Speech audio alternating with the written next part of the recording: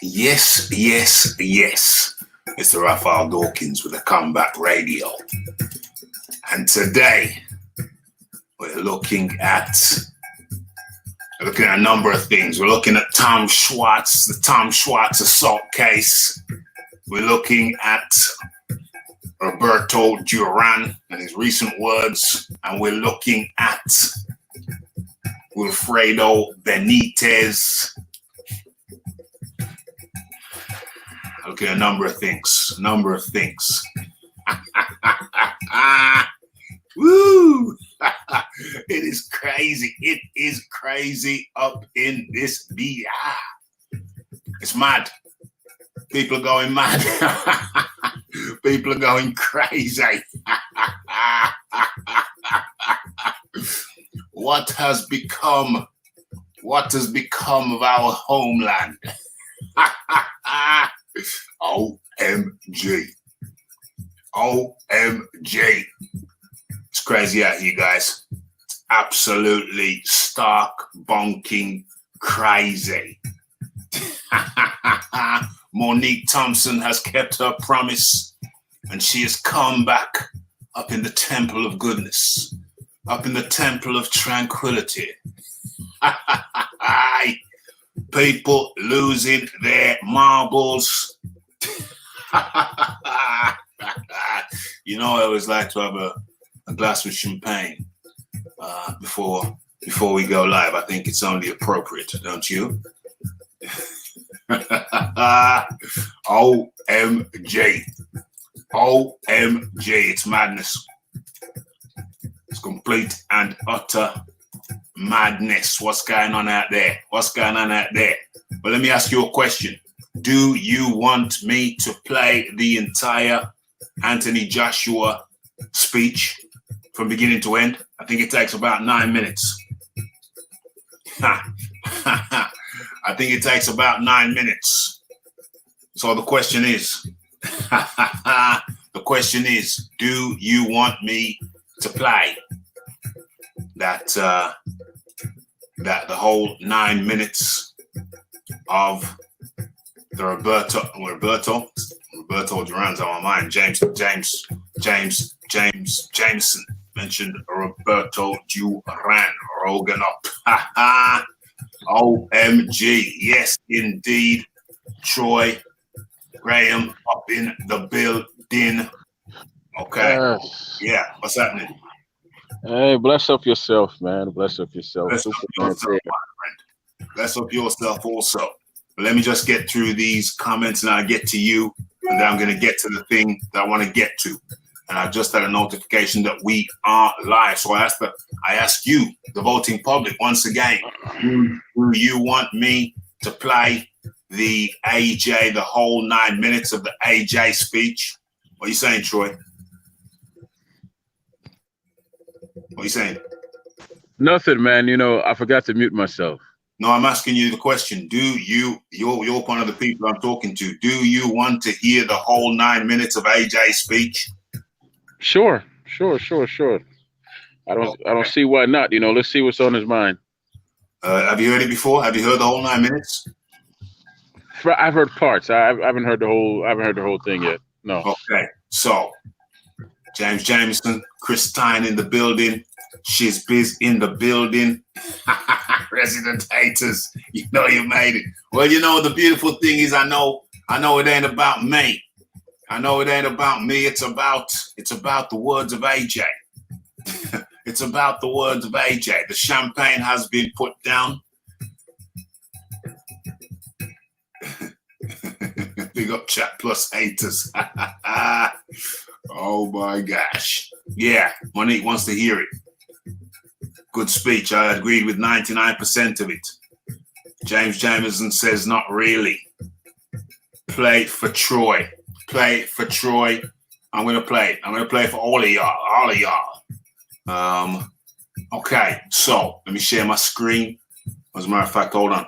Uno momento, mommy, slow up your tempo. Okay, so people have been doing their nuts. People have been going crazy, absolutely bananas. And Woo. It's due to the words of Anthony Joshua. So without much further delay, let's hear the whole thing, the whole damn thing. Let me share this with you. It's going to take around 9 minutes, but I think it's important that we have it here documented. Is this the one? Is that the one? Boom, boom. Boom, boom. Am I sharing yet? Boom, I am sharing. Okay, so let's make it bigger. Let's make it bigger. What are we looking at now? Boom.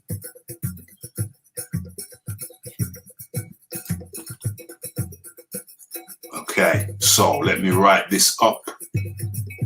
Let me write this up. As a matter of fact, let it play. Let it play. Let it play. Let the music play. Okay, boom. Let me change the mic. Sorry for go on, move. Get out the way. Okay, that's a good angle. Right, so boom. The phone. Where's Reese's phone? So we got a poem or a speech that was written from one of the boys that aren't here right now. All born and bred in Watford. If you're born and bred in Watford, can I hear some noise, please?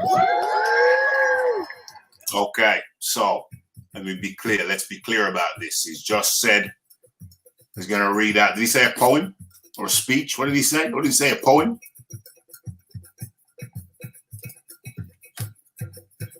Sound like he said a If poem. you're born and bred in Watford, can I hear some noise, please? So we got a poem or a speech that was written. So he's got a poem or a speech that was written From one of the boys that aren't here right now. from one of the boys that aren't there right now. I think his name's Reese or something like that. So it's a poem or a speech written by his name, Reese. Okay. All born and bred in Watford. If you're born and bred in Watford, can I hear some noise, please? It sounds like it's a Watford get together. I just want to say as well, a lot of the boys that I grew up with in Watford are still here standing strong. Now, 1 or 2, 3 or 4, maybe 5 or 6 aren't with us right now, but that's how it goes. So for the ones that are here, I just want to say well done for organising such a prosperous and motivating event today. It was just done off of like a conversation in a WhatsApp group that has brought us all together here today. So well done for the boys as well, the Watford Alliance boys, well done. Please can we get a round of applause for them as well? Round of applause for the Watford Alliance boys, round of applause. And also, as I've heard, it's not like black versus white, black versus Asian, black versus Indian. It's a matter of the African and Caribbean community, 100%. And I'm proud of everyone that's here, and I appreciate the people that aren't from the heritage coming together and supporting our cause. So that's first and foremost. Thank you so much. So here we have a few words from my friend Reese Tim. Oh, it's not Reese Tim. Who is it? Oh, Reese Fatal. Okay, Reese Fatal. Me and him used to get up to a lot of mischief when we were younger. And you can never judge a man for who he once was. As you said, it's not what you do, it's who you are. So here we have from Fatal Reese. So the poem or the speech is from one of his hombres, one of his amigos, Watford, from the Watford Collective, Lethal Reese. And the thing there was a Black Lives Matter, thing, get together in Watford. And it's just and he appreciates everybody who came from different races to show their support. John Dealey's in the building. Okay, as we move, we're watching the whole of the speech, John. Today we join many thousands of protesters in the UK and many hundreds of thousands across the globe. We stand united against the virus that has been instrumental in taking lives of the young, old, rich, and even poor. A virus that is not apologetic, a virus that spreads across all sectors of our communities, sports, education, churches, entertainment, the media, and even the government. Not just in the UK, but across the world. The virus has been declared a pandemic. It is out of control. And I'm not actually talking about COVID-19. The virus I'm referring to is called racism. How long are we going to allow racism to spread through our communities? And right now we are in the community and affect our lives without using the vaccine you already have in your possession. What is the possession? Me and you. You are the vaccine. I am the vaccine. We can no longer, from today onwards, be proud. We can no longer sit back and remain silent on the senseless, unlawful killings, sly racism of another human being based only on what? Their skin color.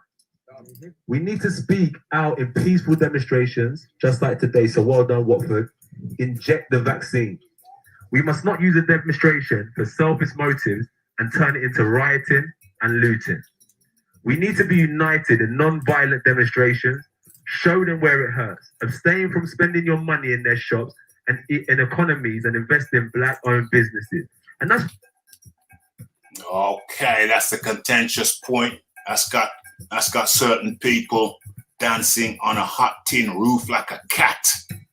Like a cat on a hot tin roof. I'm going to bring it back.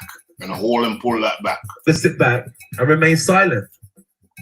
I'm going to haul and pull it. Haul and pull it. In the community and affect our lives without using a virus that is not apologetic, a virus that spreads across all sectors of our communities, sports, education, churches, entertainment, the media, and even the government. Not just in the UK, but across the world. The virus has been declared a pandemic. It is out of control. And I'm not actually talking about COVID-19. The virus I'm referring to is called racism. How long are we going to allow racism to spread through our communities? And right now we are in the community and affect our lives without using the vaccine you already have in your possession. What is the possession? Me and you.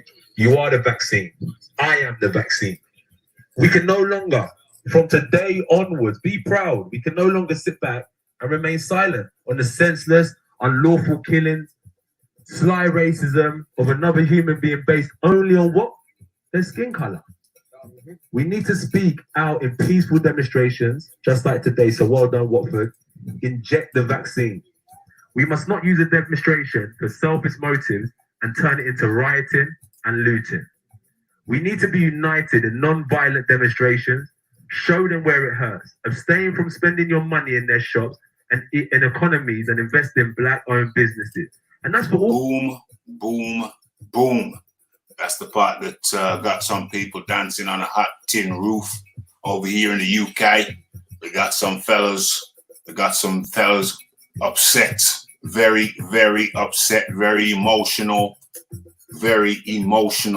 because Anthony Joshua said we must abstain from spending our money in their shop. So the question is, and I posed the question before, who is they? Who are they? Who are they? That's the question. That is the question. Who are they? And I'll go ahead and go first. They are non-supporters of emancipation. They are non-supporters of emancipation. I mean, there was a black shop by me. I mean, and this isn't about shops. This is talking about a bigger thing. You know, he said shops, and you can include shops if you want to include shops where it's a bigger thing. It's about basic self-determination, you know, self-determination. You have to look after your own community. You have to look after your own community before you go elsewhere, before you go outside of the community, and to support the people in the community, support the businesses. You want to call them shops, fine, that's included in it. Support the businesses in your community. Don't just walk past a shop in your community, going downtown to the main shops, to the big multi-corporate places. What about your little local shop? What about your little Polish shop? What about your little Caribbean shop? What about your little African shop? Support your local businesses or they will close down. And as far as businesses are concerned, further bigger businesses, then we're looking at We're looking at the big multi-corporate, the big corporations. The big corporations, are they on board? Are they employing fairly? You know what I mean? Are they handling people fairly? You know, there's a bank I'm not going to name the bank in America that has a bad reputation for dealing with certain people of color. I'm not going to mention them. There are corporations perhaps out there who are not too friendly to all. They don't believe in equal opportunities. And that's very unfortunate. So certainly we're not talking about supporting them. Lennox Lewis back in the Dizzy. What's his name? Barry. What's that guy who used to manage Lennox Lewis? The guy who changed into a woman. What was that guy's name? Frank Maloney. Frank Maloney back in the Dizzy. He said Lennox Lewis was weird. He said if we were going to a restaurant and they didn't employ any black people, Lennox wouldn't want to eat there. And yeah, I totally agree. You can only support businesses who will support you. Now, every day we go to Tesco's, Morrison's is my favorite, Sainsbury's, etc. Every day we go to the banks, and nobody complains. Nobody complains when we go to these big corporations. It's not a problem. But when it's mentioned that you should support your little local businesses, oh, now it's a problem. Now people want to lose their shizzle. Now people want to lose their shizzle. Well, anyway, we're going through it. We're going through it. Where are we? All communities, if you want to uplift yourself, invest in your own businesses. We have to engage with the youth. We need to speak out in peaceful demonstrations, just like today. So well done, Watford. Inject the vaccine. We must not use a demonstration for selfish motives and turn it into rioting and looting. We need to be united in non-violent demonstrations.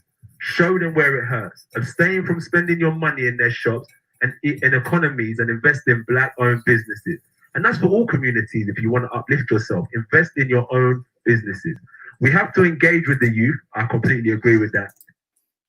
That's weird. I just heard something I never heard before. Abstain from spending in their shops and invest in black-owned businesses. Actually, AJ didn't say. Yeah, he did, maybe. Did he say? Did he say? He never said go into support your black shops. He never said that. He said abstain from spending in the shops of non-friendly, non-progressive companies and invest in black businesses. That's not talking about picking up a Mars bar at your local African shop. It's a bigger thing than that. So people are so myopic that yeah, they just pick up on something and latch onto it, and they're wrong. Madness, complete and utter madness. Who we got here? We got Vital NRG in the building.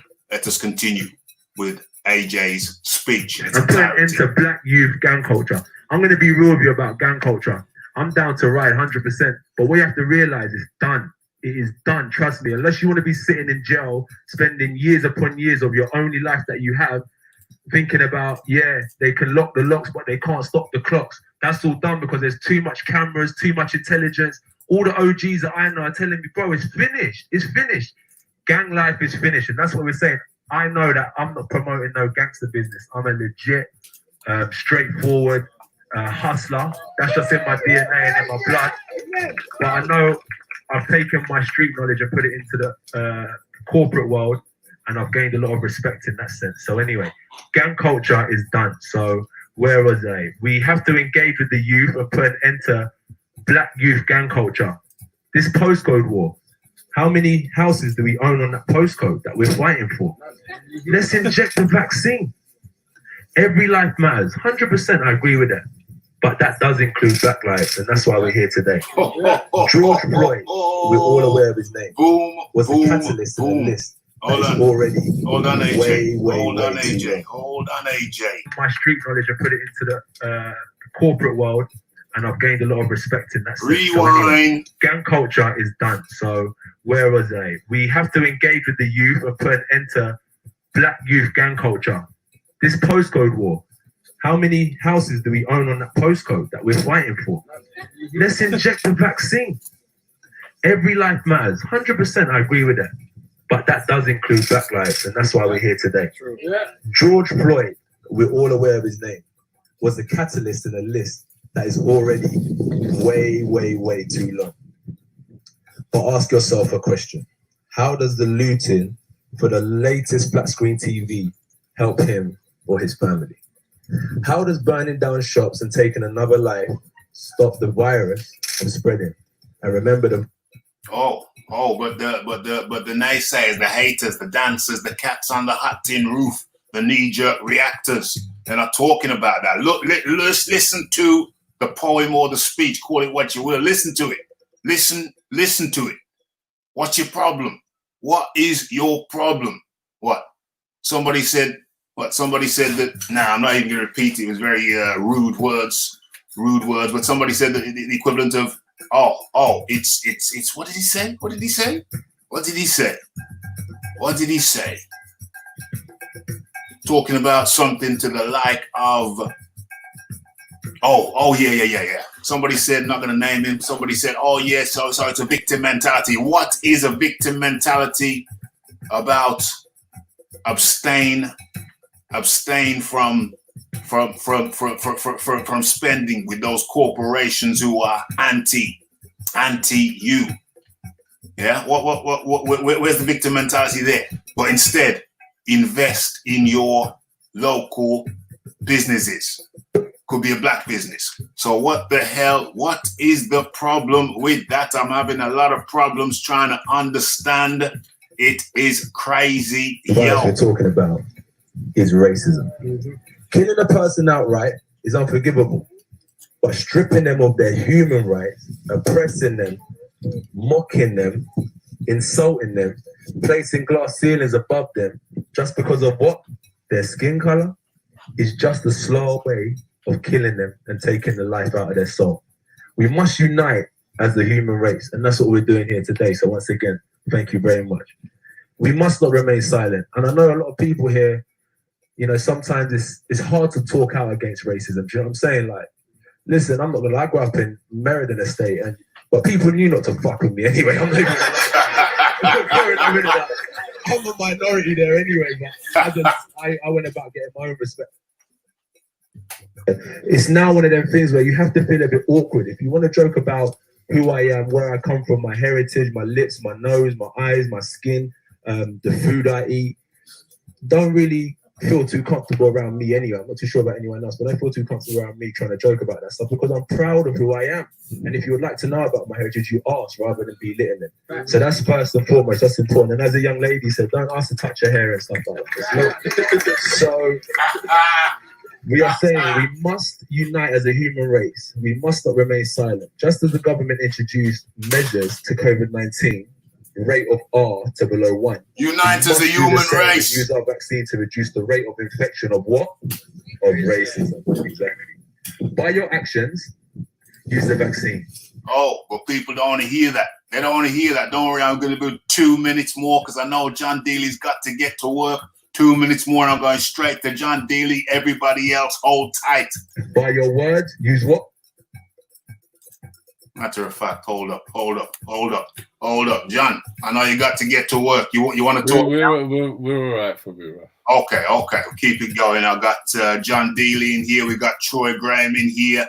And I thought I had Vital NRG in here, but he's gone. But I think he's around somewhere. Okay. We're going to keep it going for a few more minutes. What? By your mindset, use what?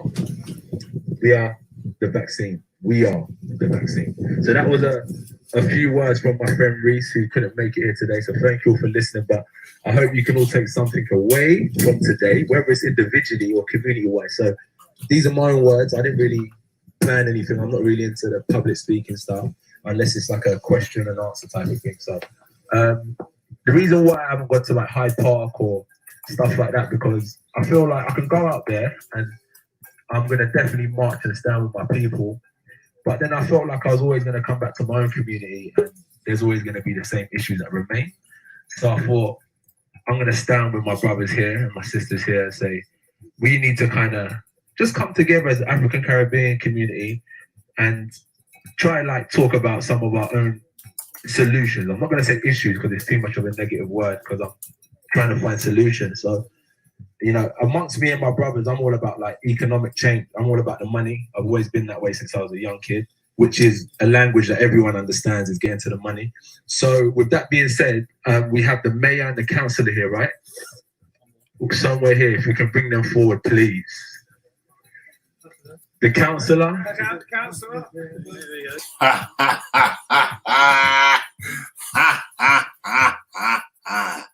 And they wanna hate.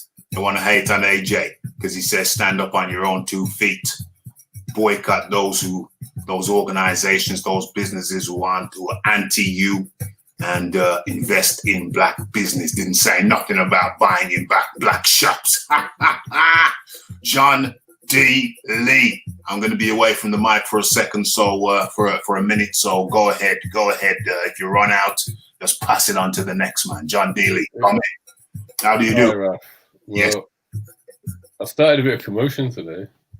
Anybody who hasn't seen the previous video with John Daly's post that I pinned, thinking, oh, that's a good post, and it started a hell of a ripple effect. It started a tsunami in the thread. Anyway, I'm away from the mic now, John. Go ahead.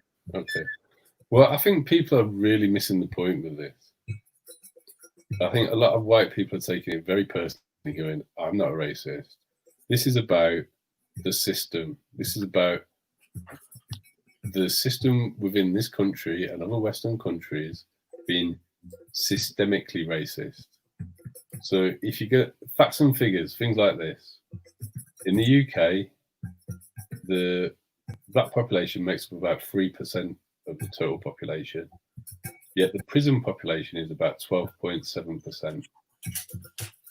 Now, that's an indicator. There's other indicators that confirm that the system needs redress. People need to look at the system. This isn't about individuals. We're talking about systemic and institutional racism. That's been established as a number of causes. We can go through all of the causes. But this movement that AJ's gone out and marched for is trying to draw attention to this problem so that so we can do something about it. It's not about saying white people are all bad. It's not about any of that. I think he's pretty clear at the beginning of his speech that he wants all people to come together to fight against racism. He's talking about, and that's somebody else's speech where he's talking about using the economic power that black people have to build themselves up. So statistically, in the UK, the black community makes up 3% of the total population, and they spend about £10 billion within the GDP of the UK. Of that £10 billion, 95% of it does not go to black businesses. 5% that is left, that doesn't go to, sorry, 95% of it goes to white businesses. 5% of it that is left, 3% of it still goes on non-black owned businesses. So only 2% of black people's income goes on black businesses. Now, if black people can't support their own businesses, who do we think is going to support them? So what they're trying to do, when they're talking about support your own businesses, they're talking about building themselves up so that there's greater employment within the black community in the UK, which has a disproportionate high unemployment rates. So it would help to reduce that. So more people are going to pay tax. They're talking about more black people owning their own homes because they have a disproportionate number of rented accommodation within the black community. And things like this, right? If you want to go and buy ackee and saltfish, which is a national dish of Jamaica in the UK, you're going to find it difficult to buy those products in a black shop. You're probably either going to go to a mainstream supermarket or an Asian-owned shop. But if we were to walk into Wingit, one of the biggest chain stores of Chinese food, one of the biggest Chinese supermarkets in the UK, it's going to be full of Chinese people. So why is everyone getting in the feelings about black people having their own shops for their own specific products? Black women spend more. I've got a stat here for it. So so I'm going to just get the stat, right? Black women cannot buy hair in black-owned shops. Yet, on average, black women spend 6 times more than their white counterparts on hair. You know, why is anyone getting upset?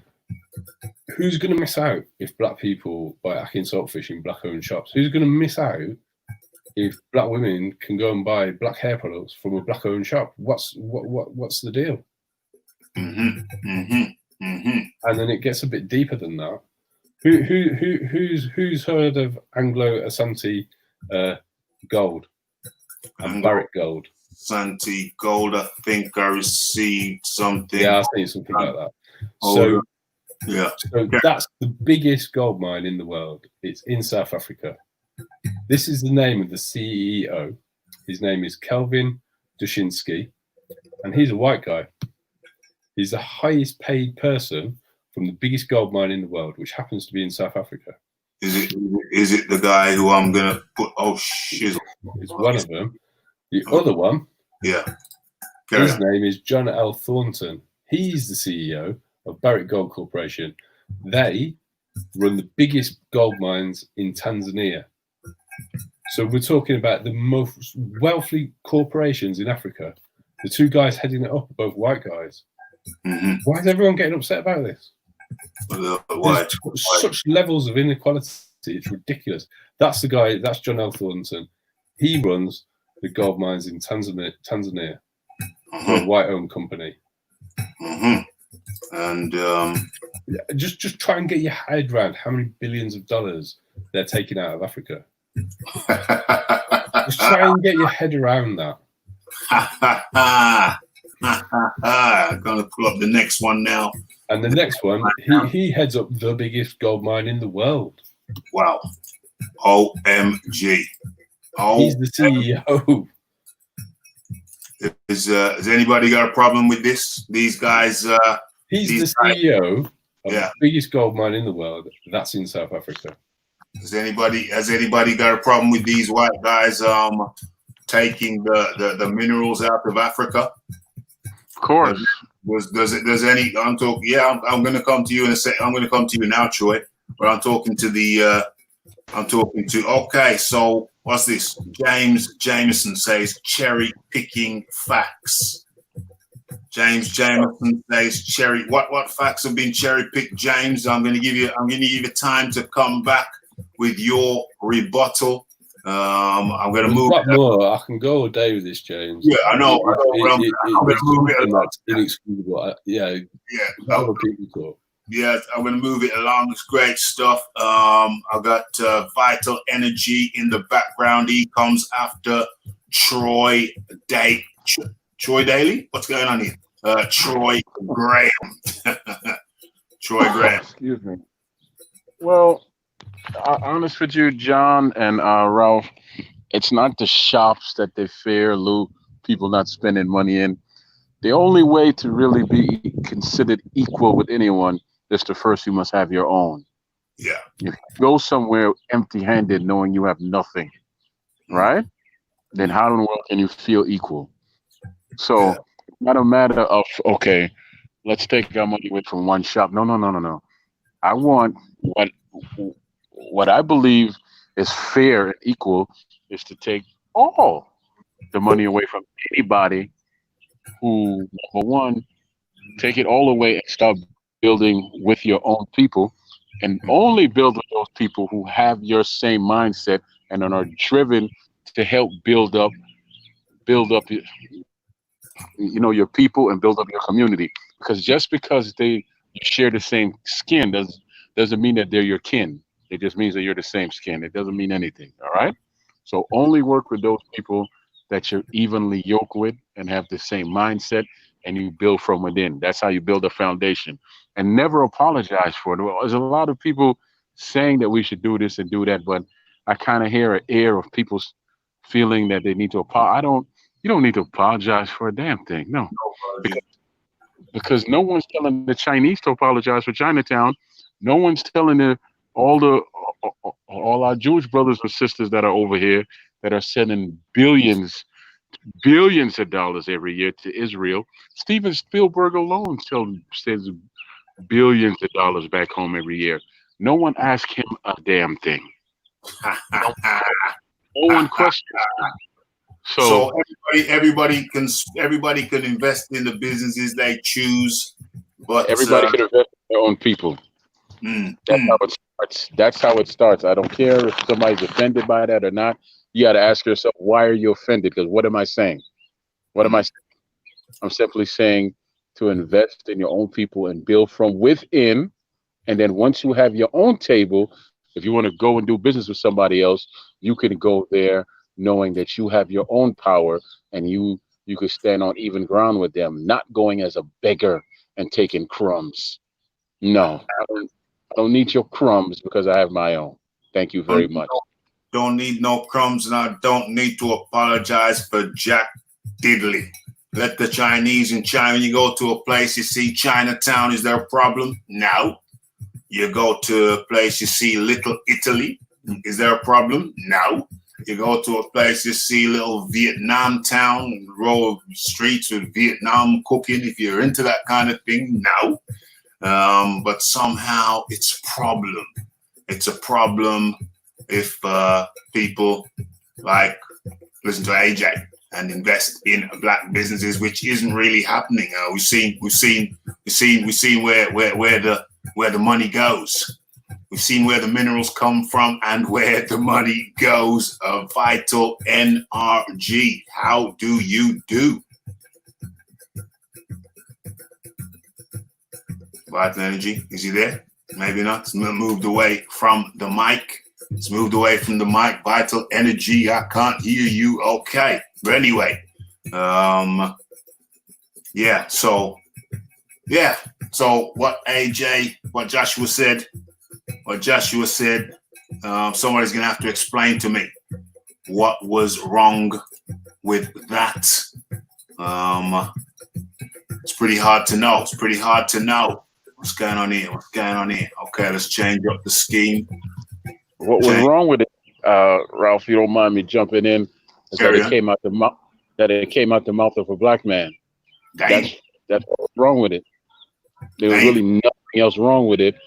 And I want to say, I know our audience is saying when we talk boxing, yeah, this is in combination with boxing. But at the same time, when things like this happen in the world, if you don't keep it in the forefront and you have the power to keep it in the forefront, then you're not helping yourself and you're not helping anybody else. You just really become a silent part of the problem. Yeah.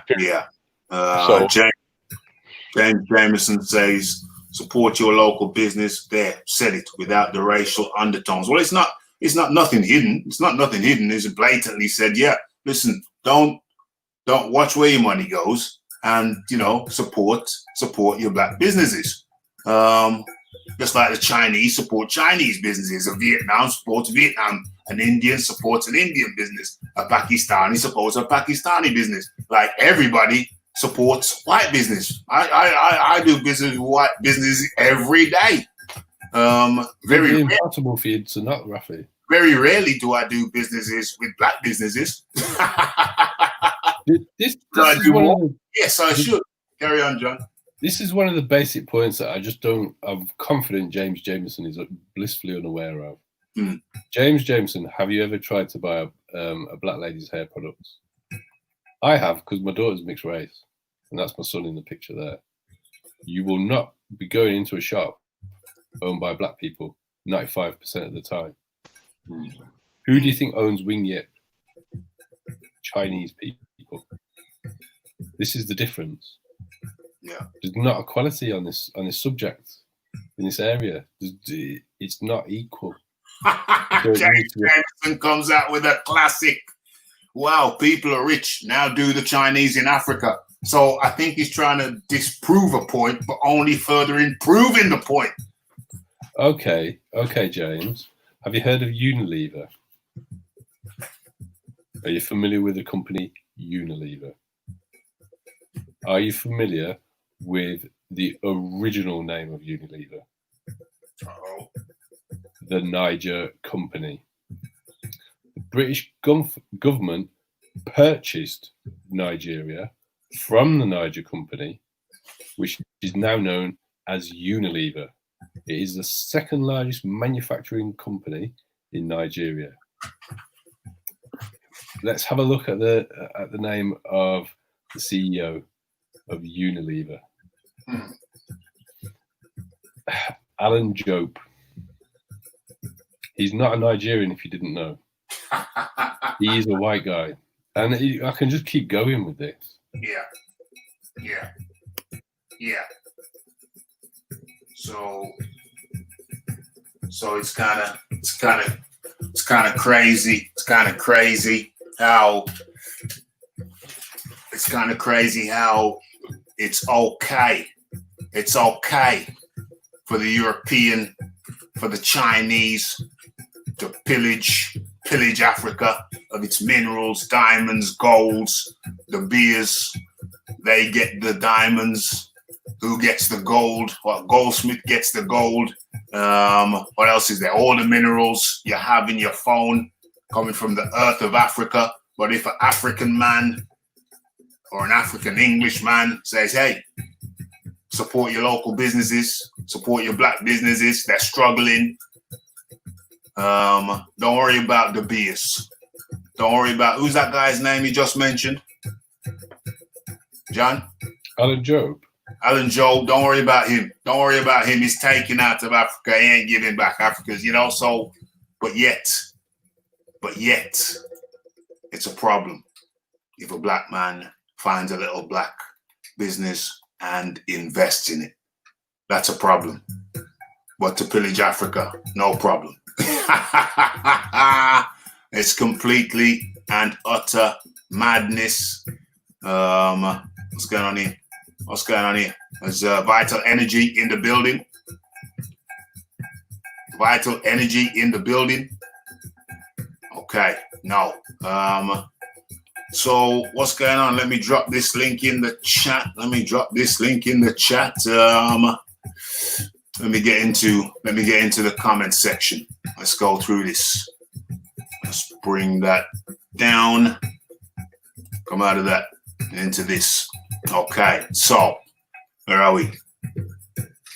The Chinese are taking a lot of money out of Africa as well, with no one talking about that. Everybody's talking about that. Everybody's talking about that.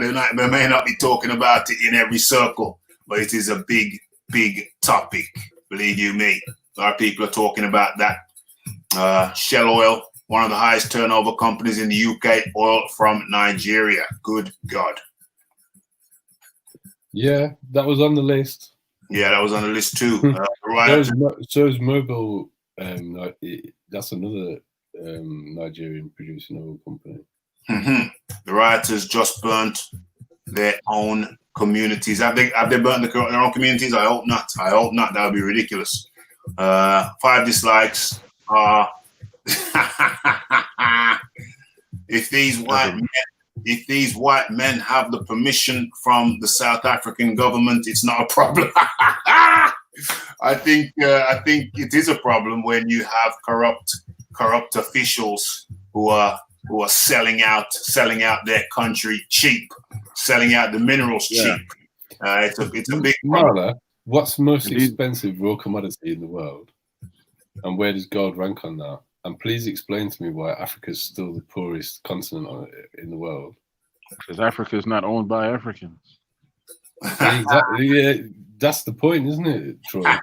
You know, like, nearly all the world's gold comes from there. Yeah, it's the it's one of the poorest places in the world. It doesn't seem to stack up. Where do diamonds come from? Okay. Okay. Here's a perfect example.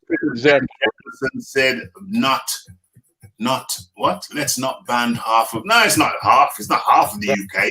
It's not half of the UK that are racist. No, but I don't think anybody. I don't understand why James is taking this personally. I've made it very clear. It's systemic racism, not you, James. It's not you. Yeah, it's the government. Half. It's not half. Nobody's saying half. I don't think. I think we have a lesser problem, but still, something like this comes up, and somebody says something, and support. Nobody has a problem with pillaging Africa, but to support an African business or a black business, that's a problem. Pillaging Africa is okay, but supporting a black business is a problem. Really? Somebody say double standards? There is a double standard, but let me make this easier for people to understand. Maybe James, I think, gets it. He just wants to be whoever he is. But anyway, most of you, if not all of you, heard the interview we did with Edna Cherry. You would think that, based on his career, he made some money. Obviously, he did not, because he didn't control his person.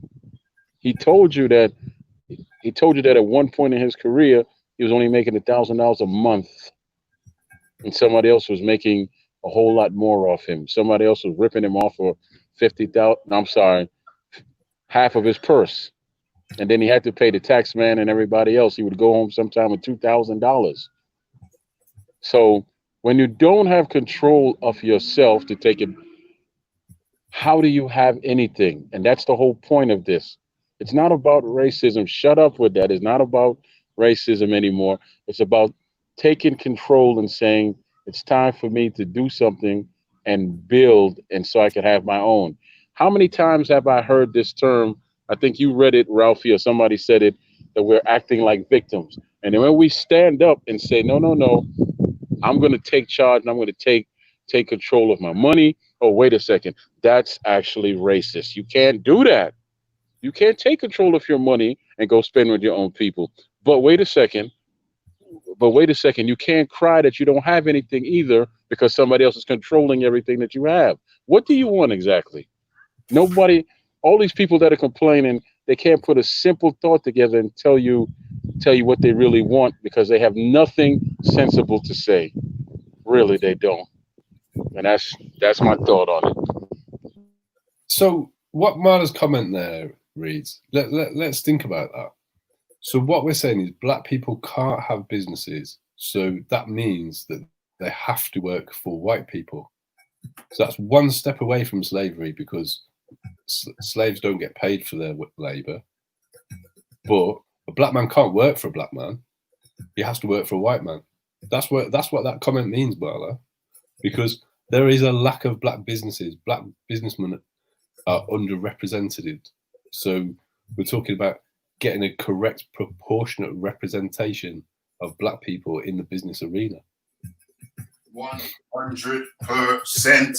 100%. I want to come in on that one.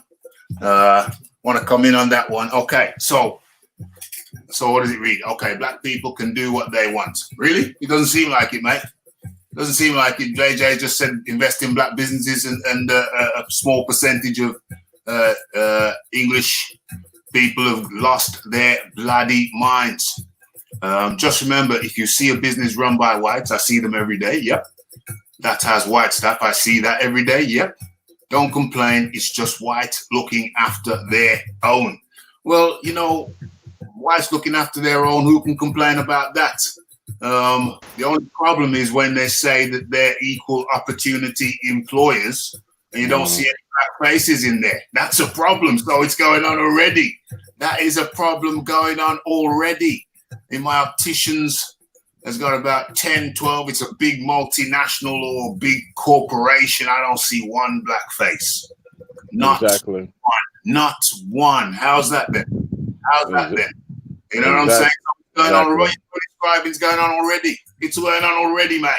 So that would be nothing new. And if they don't complain, well, people have been complaining. They want equal opportunities. That's why, you know, but it hasn't worked, has it?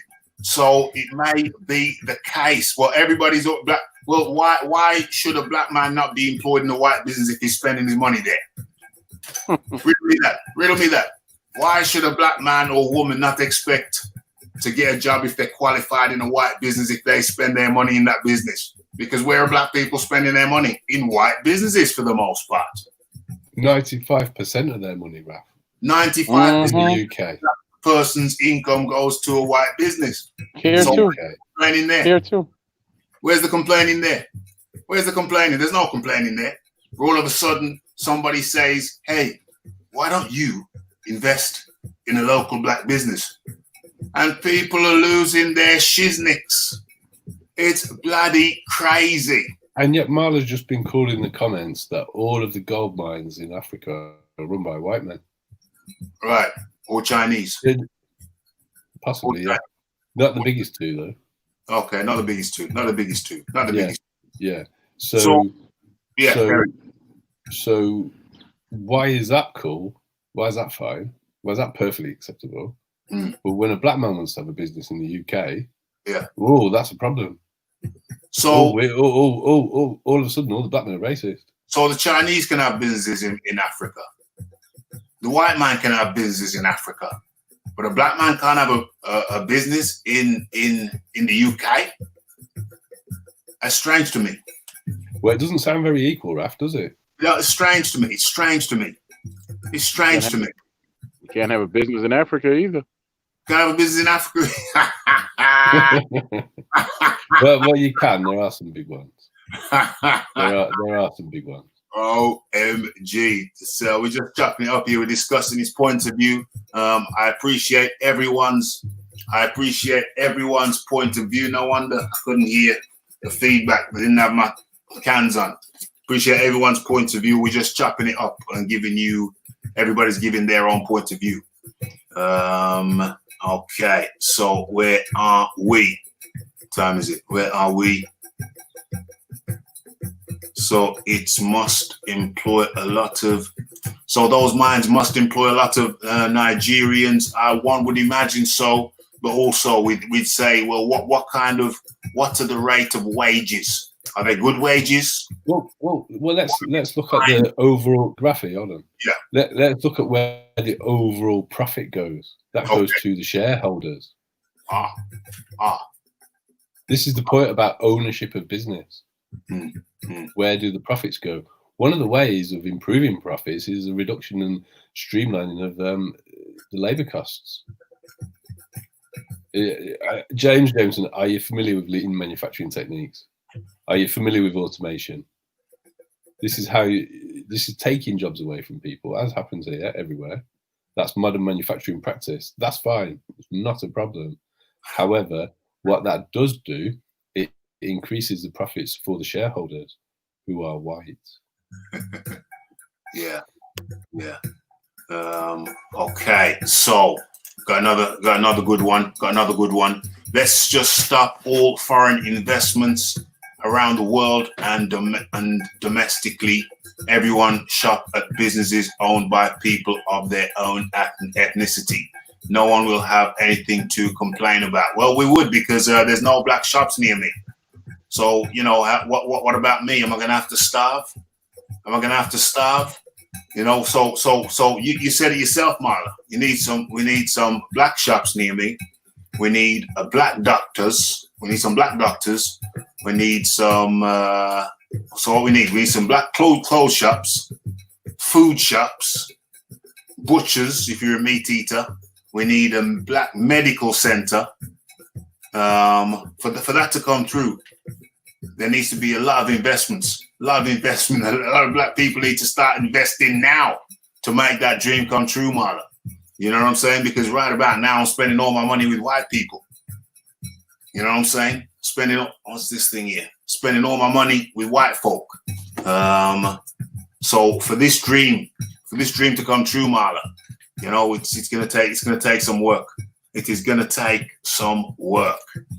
The raw materials that humankind needs come from Africa, and who is benefiting from them? It's not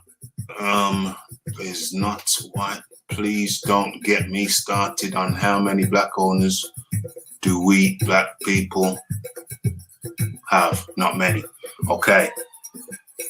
Wild Soul. You know what time it is. What time it is. What time is it? It's not white. What? It's not white supremacists. Many countries have been in Africa, UK, Dutch, Chinese, Russia. UK, Dutch, Chinese, Russia. It's not whites. I don't understand what the hell he's saying.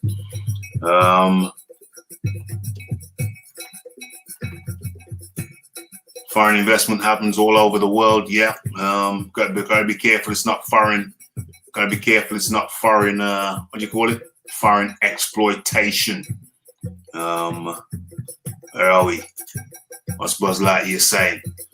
The march AJ was predominantly for the people and local businesses of Watford community. If you're not part of the Watford community, you can't disagree.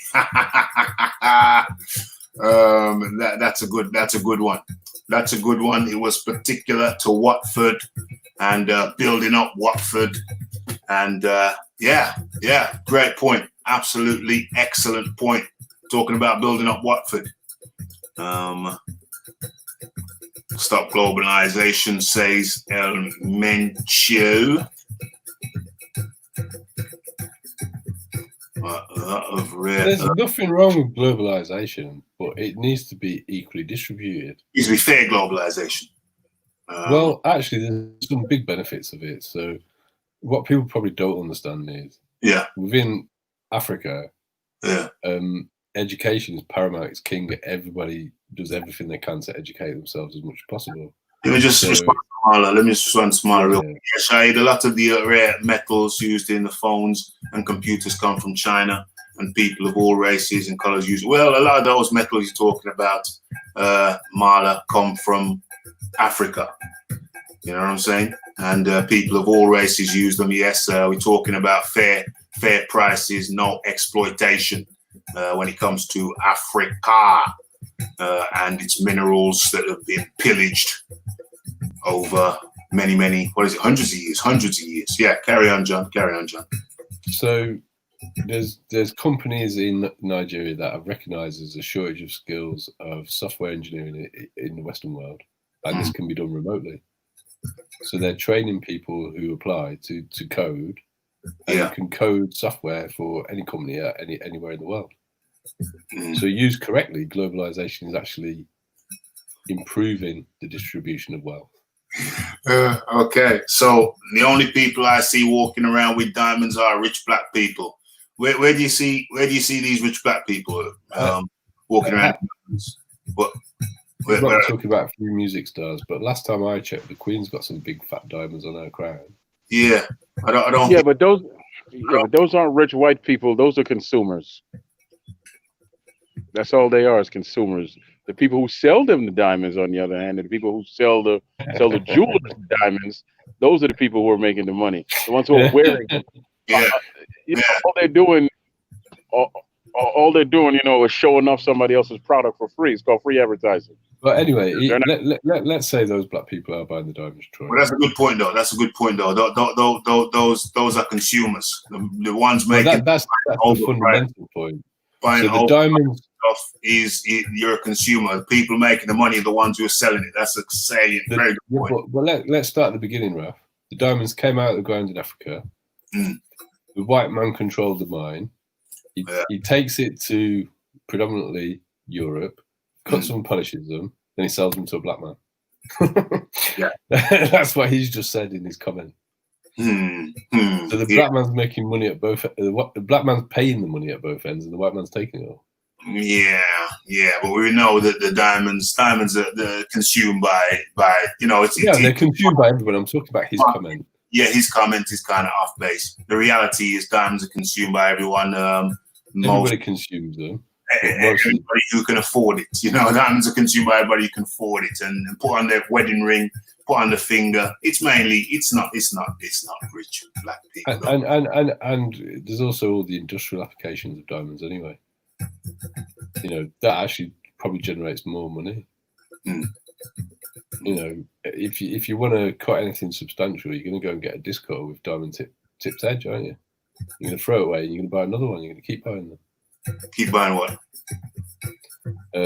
So industrial diamonds, or even just you, Joe Public, wants to cut something fairly hard. Yeah. You get a disc cutter and you get a diamond tip blade to put in there to cut things with. Mm-hmm. People are constantly buying them all the time. All the time, big business. Philip Carl Roberts comes up with a very sensible statement. I have no issue with what he said. I think he means AJ, but it has been taken out of context. Yes. Of course it is. It's a local thing, Black Lives Matter thing down in Watford. You got the mayor or whoever, you know, the civic people there talking about building up Watford, and part of that is investing in black businesses.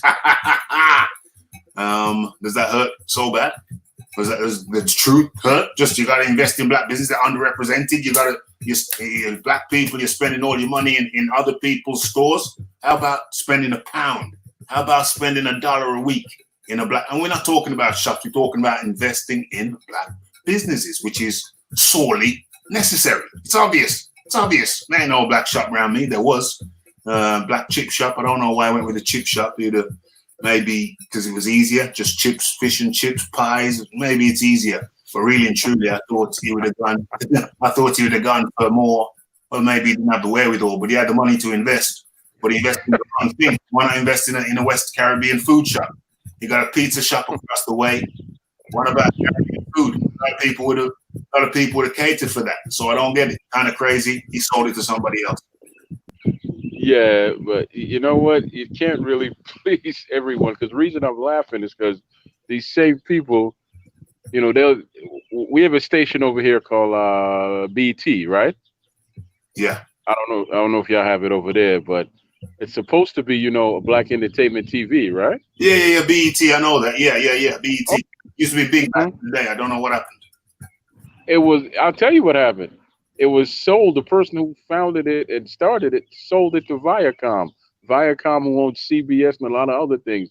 So BET might have the name BET, and people complain, why are all the shows black? Okay, well, why don't you go ask the white owners that? Because they're the ones who own the show. Something similar happened here, Raf. Yeah. Remember Choice? Yeah, Choice FM. Yeah, well, who owns that now? I don't even listen to radio. Who owns it? Yeah, it's Capital now. It's Capital FM. Oh, Choice FM. What's it sound like now? Yeah. Well, it's a white station now with a bit more. No black music, a little bit of black. They play a little bit here and there. There is black music on there, but things like, do you remember? I don't know if this is your sort of music because it's not Jamaican music. Do you remember Sylvester the Soca Master? He used to do a soca on Choice every Sunday. Yeah. Him, yeah, Sylvester the Soca. Yeah. He's one of my ex-girlfriend's uncles. Stuff like that. They don't play anything like that. You know, these sort of things all got booted off, and the London Choice as well. Same thing happened there. They stripped it of a load of black presenters and replaced them with white presenters. Ooh. And this was supposed to be a black music radio station. Yes, white music radio station. It's the same old damn thing. Massive flaw in suggesting that Welsh people. Who said Welsh people? Who have I missed? What have I missed? Welsh people just support businesses of their own culture. Well, no, he never said exclusively. He never said do anything exclusively. He said invest in black businesses. Where does that mean you don't invest in anything else? Invest in black businesses. They are underrepresented. Where does he say don't invest in anything else? Because I'm already investing. I invest in Morrison's. I invest in, where else do I go? I invest in where do you buy your shoes, Rafi? The garage, the shoes, my clothes. It's all that money goes. My watch. When my battery ran out, and I got this one because Well, I already had it in a box. I'd never opened it. That's probably from a white business. This table that my computer's sitting on, I bought from a white man. He builds these like out of pallets, kind of like funky looking. The phone I got from a shop where no black people working. You understand? So I'm kind of like part of the problem, I guess. The water. This came from Morrison's. There's a couple of black people work there, so it's not too bad. Yeah, and the list goes on and on and on. So now, why should not a man who spends almost 90% range with white people, why could I not? Why would it be wrong for me to invest in a black company? Can somebody help me understand that?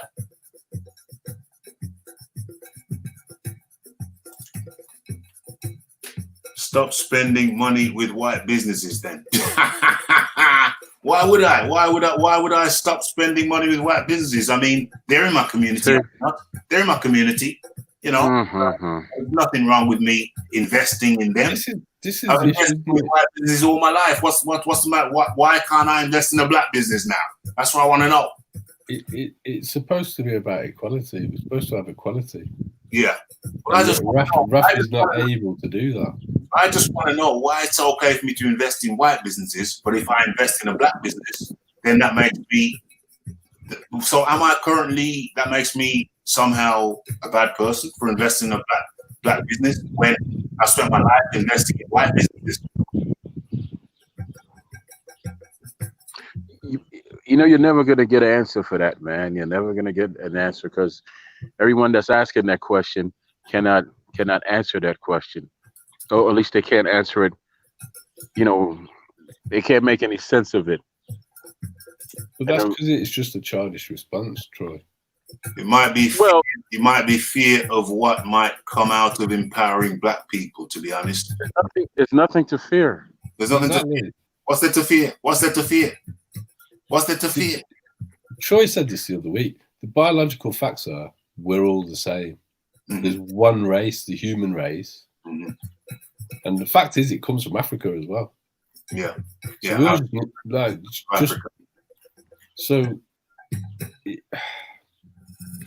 I think the fear, my friends, is just that, you know what? It's just something we're not used to. That's all. That's all. Whoops. Let me take that we out of it.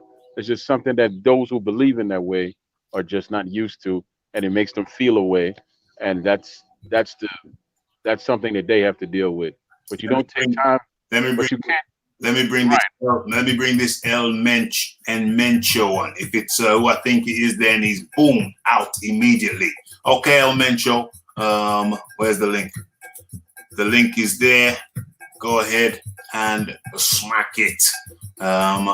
If you're anybody other than who you say you are, then it's sayonara. And if you that guy who likes to scream foolishness, then go ahead. Go on ahead. You got we'll make it a good one. Carry on, Troy Graham. It's just a simple fact of this is something that those who have that mindset are not used to. Well, honestly, we don't have time to turn around and soothe you and make you feel better about yourself and all that, because you're the same people that will tell us that we're playing victim. And I can't stand that, by the way. That's something that just irks my nerves. Who is doing black business in the UK? Honest question. The lack of investment by black people. Black people, a lack of investment by black people is one. Also, bank loans are not readily available to black businesses. So it's a combo deal. One, the banks. Two, the black people, and that needs to change.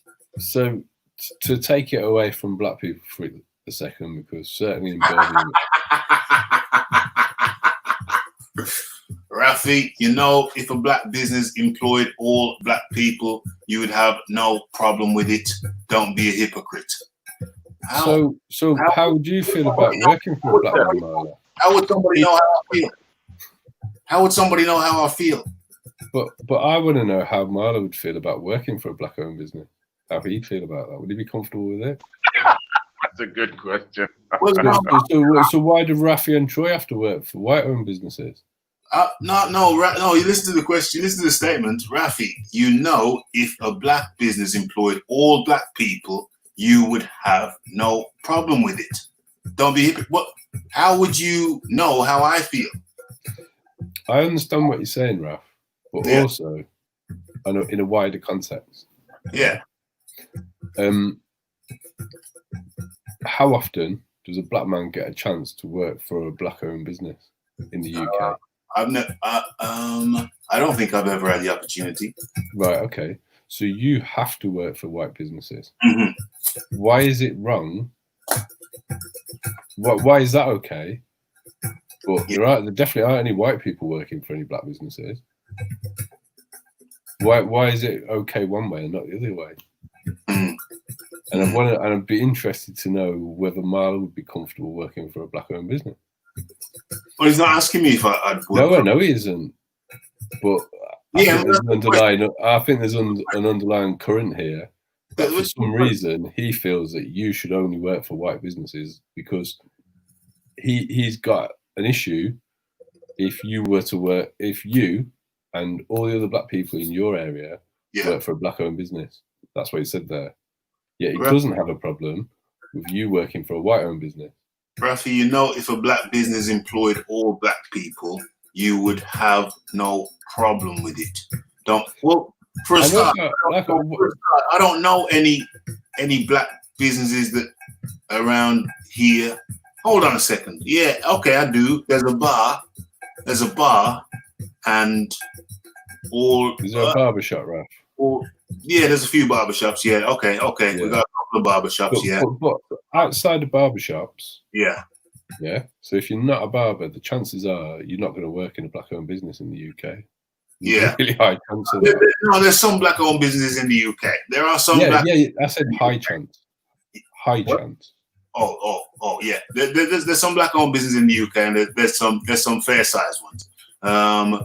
Some reasonably, moderately sized ones. But Rafi, you know, if a black business employed all black people, you would have no problem with it. That's kind of strange because I've never really thought of the concept. Never thought of the concept of black business owned in the UK. You're talking about in the UK. Well, it would be strange if it's a big employer, a small employer. If it's a small employer there's a manager and two people in a food shop who are both black, so that's three people. That wouldn't be very strange, would it? If you walk into a shop and there's three white people working there, that's not very strange. But if I walk into my opticians, there's like 13 people there, and they're all, well, none of them are black, then that is very peculiar to me. But that's a big assumption on your part, my friend. If I walk downtown into a big store and everybody there was black, that would be very peculiar. So that's an assumption on your part. Huge assumption. Rafi. Red glove militant up in the area. Yeah, John. Yeah. So there's some quite big Asian supermarkets. Yeah. In Birmingham. Yeah, there is. There's some pretty big Chinese ones as well. Yes, there is. Often when you go into them, the majority, if not all the staff, are within their ethnic group, whether it be group, yes. Yeah. Yes. Mm. No one's got a problem with that. Nobody's got a problem with that. And if you went to a Chinese restaurant and you walked into the kitchen and people were of all different races cooking you Chinese food, would you feel that you were getting what you paid for? Or would you expect it to be cooked by Chinese chefs so that it's authentic? Like, where are we drawing this line? I want it to be authentic. Yeah, I want it to be authentic. If I go into a restaurant, and it's called an English restaurant, which I don't know if there is anything like that.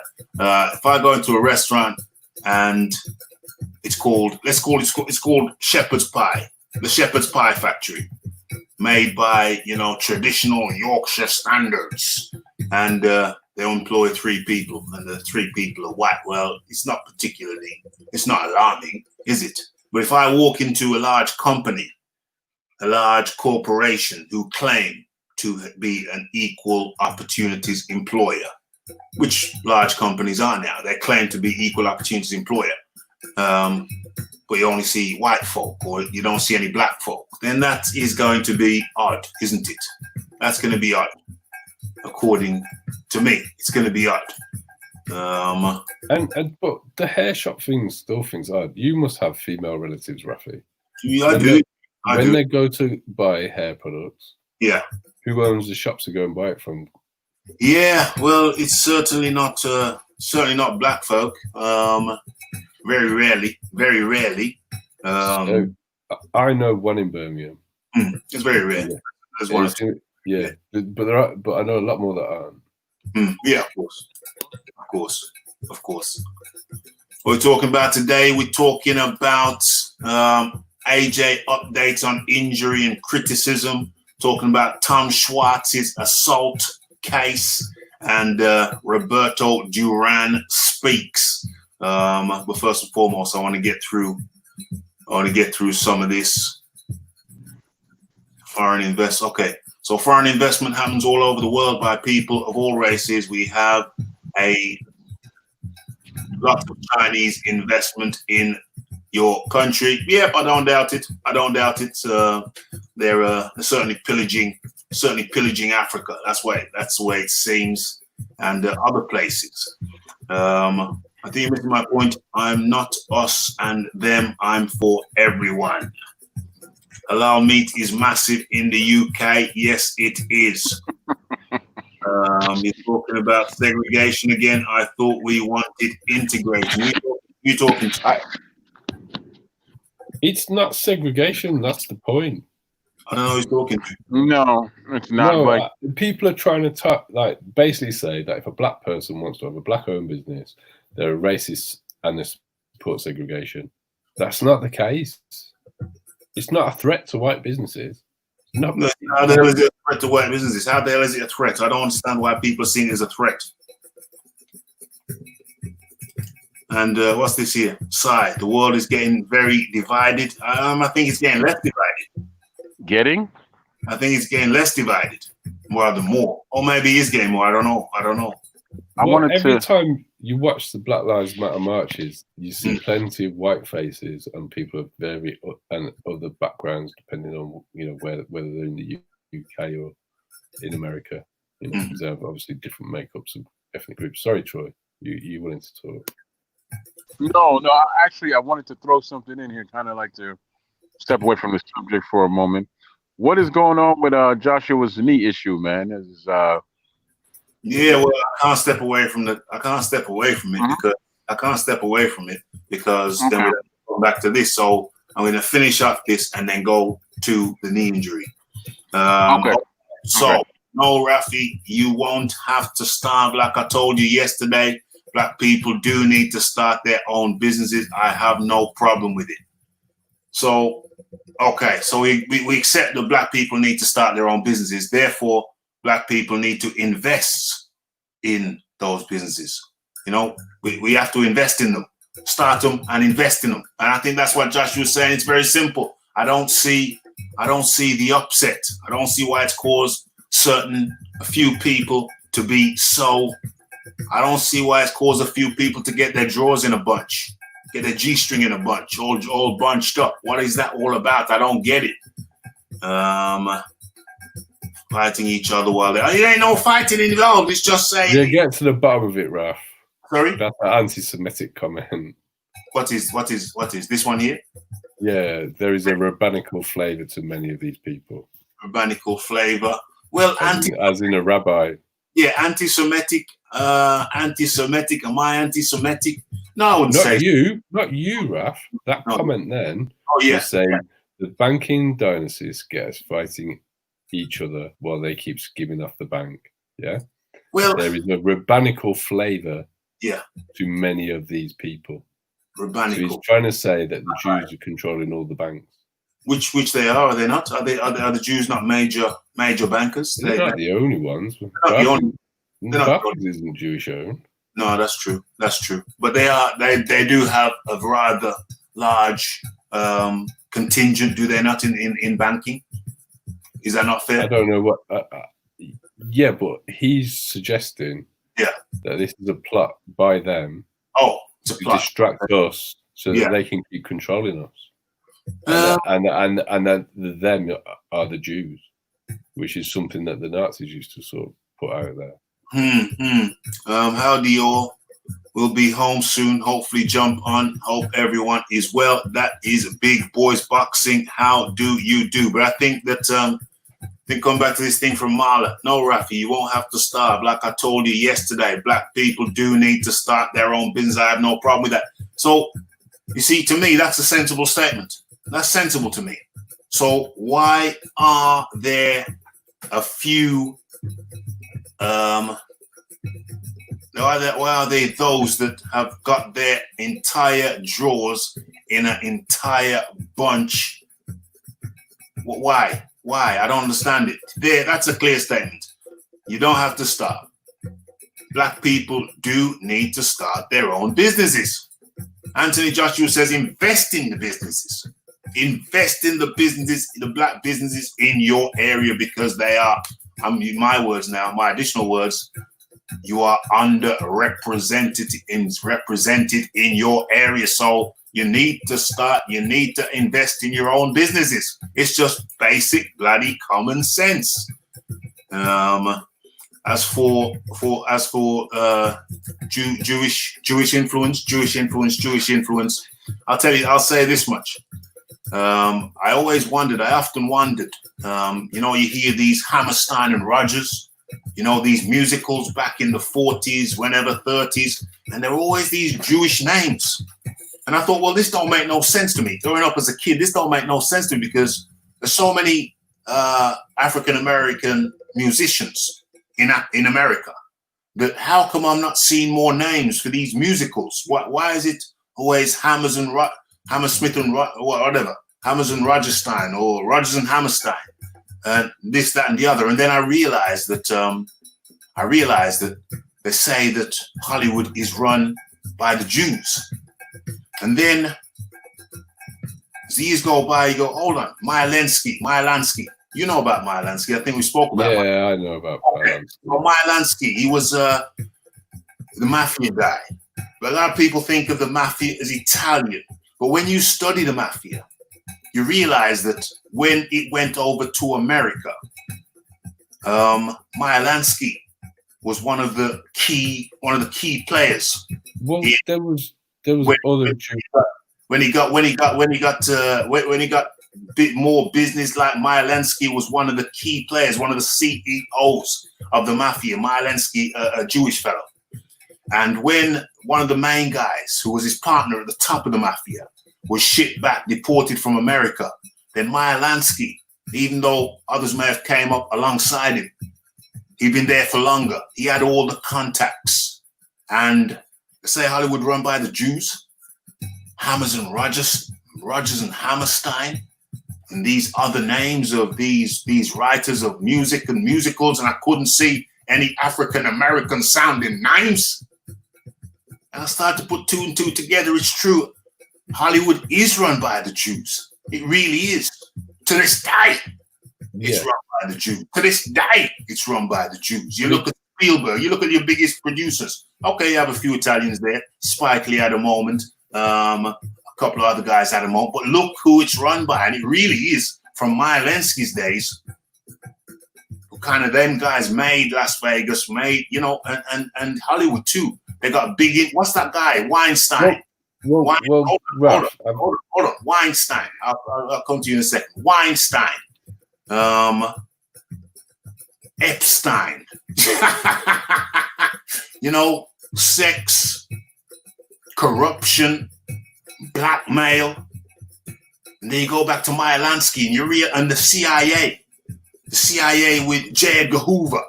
They had pictures of him. He was a cross-dresser. He was embroiled in sex scandals. They had photos of him. The Jewish mafia now had photos of him. The Jewish mafia control Hollywood, and they have a very big presence in the banking system. So let's just call it like it is. Let's just say what it is. And that's how it is. That is how it is. And that's why, remember the genesis of this point is, why did I not see African-American names for these big plays? Well, I keep on seeing Rodgers and Hammerstein and names like that. Boom. It's a massive thing. It's a massive thing. They invested in their own businesses. John D. Lee. We're just talking about small business. They invested in big. We're just talking about small business. It's necessary. Well, when it comes down to the Jewish mob was extensive. Yeah. It was massive. So everybody's heard of Bugsy Siegel. Bugsy Siegel, yeah. You know, he was Mayor Lansky's. They grew up together in the same Jewish neighborhood of New York. Mayor Lansky actually had him hit because Bugsy Siegel set up Las Vegas with money from various different mobs, including the Jewish and Italian mobs, and he overspent on the budget. So Mayor Lansky arranged for him to be hit. That's why he got killed. But the Jewish mob got into Hollywood first, so they got the jump on the Italian mob there. So yeah, they do run Hollywood. Yeah, they do. They do. Indeed. What else we got here? I did not tell that guy to come in. Didn't I tell that guy to come in? Where's Troy Graham? Yeah, he ain't by his phone, or else he wouldn't be so quiet. Look at this. Look at this. Troy Graham ain't there. Troy Graham ain't there. He ain't there. He just looks like he's there, but he ain't there. Let him come back when he's actually there. He needs to come back soon, Rafi, because we'll have to jump. Yeah.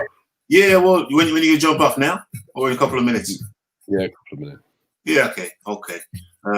Yeah, so where are we? Yeah, but it's better he's not there than me thinking he's there and then going to Troy. No, that's not good. So who's that guy that said he wanted to come on and I said a lot of the rare earth metals come from China. I didn't say all of the rare metals. Yeah. Some of the rare metals come from China, indeed.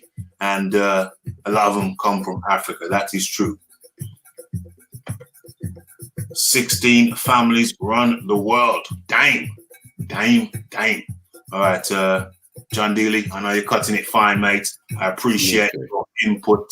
Thanks for having me on, Rafi, because like, the issue that I've got with all of this is there's an inequality of business ownership in the world, and a disproportionate number of them are owned by white people in countries where white people don't originate from.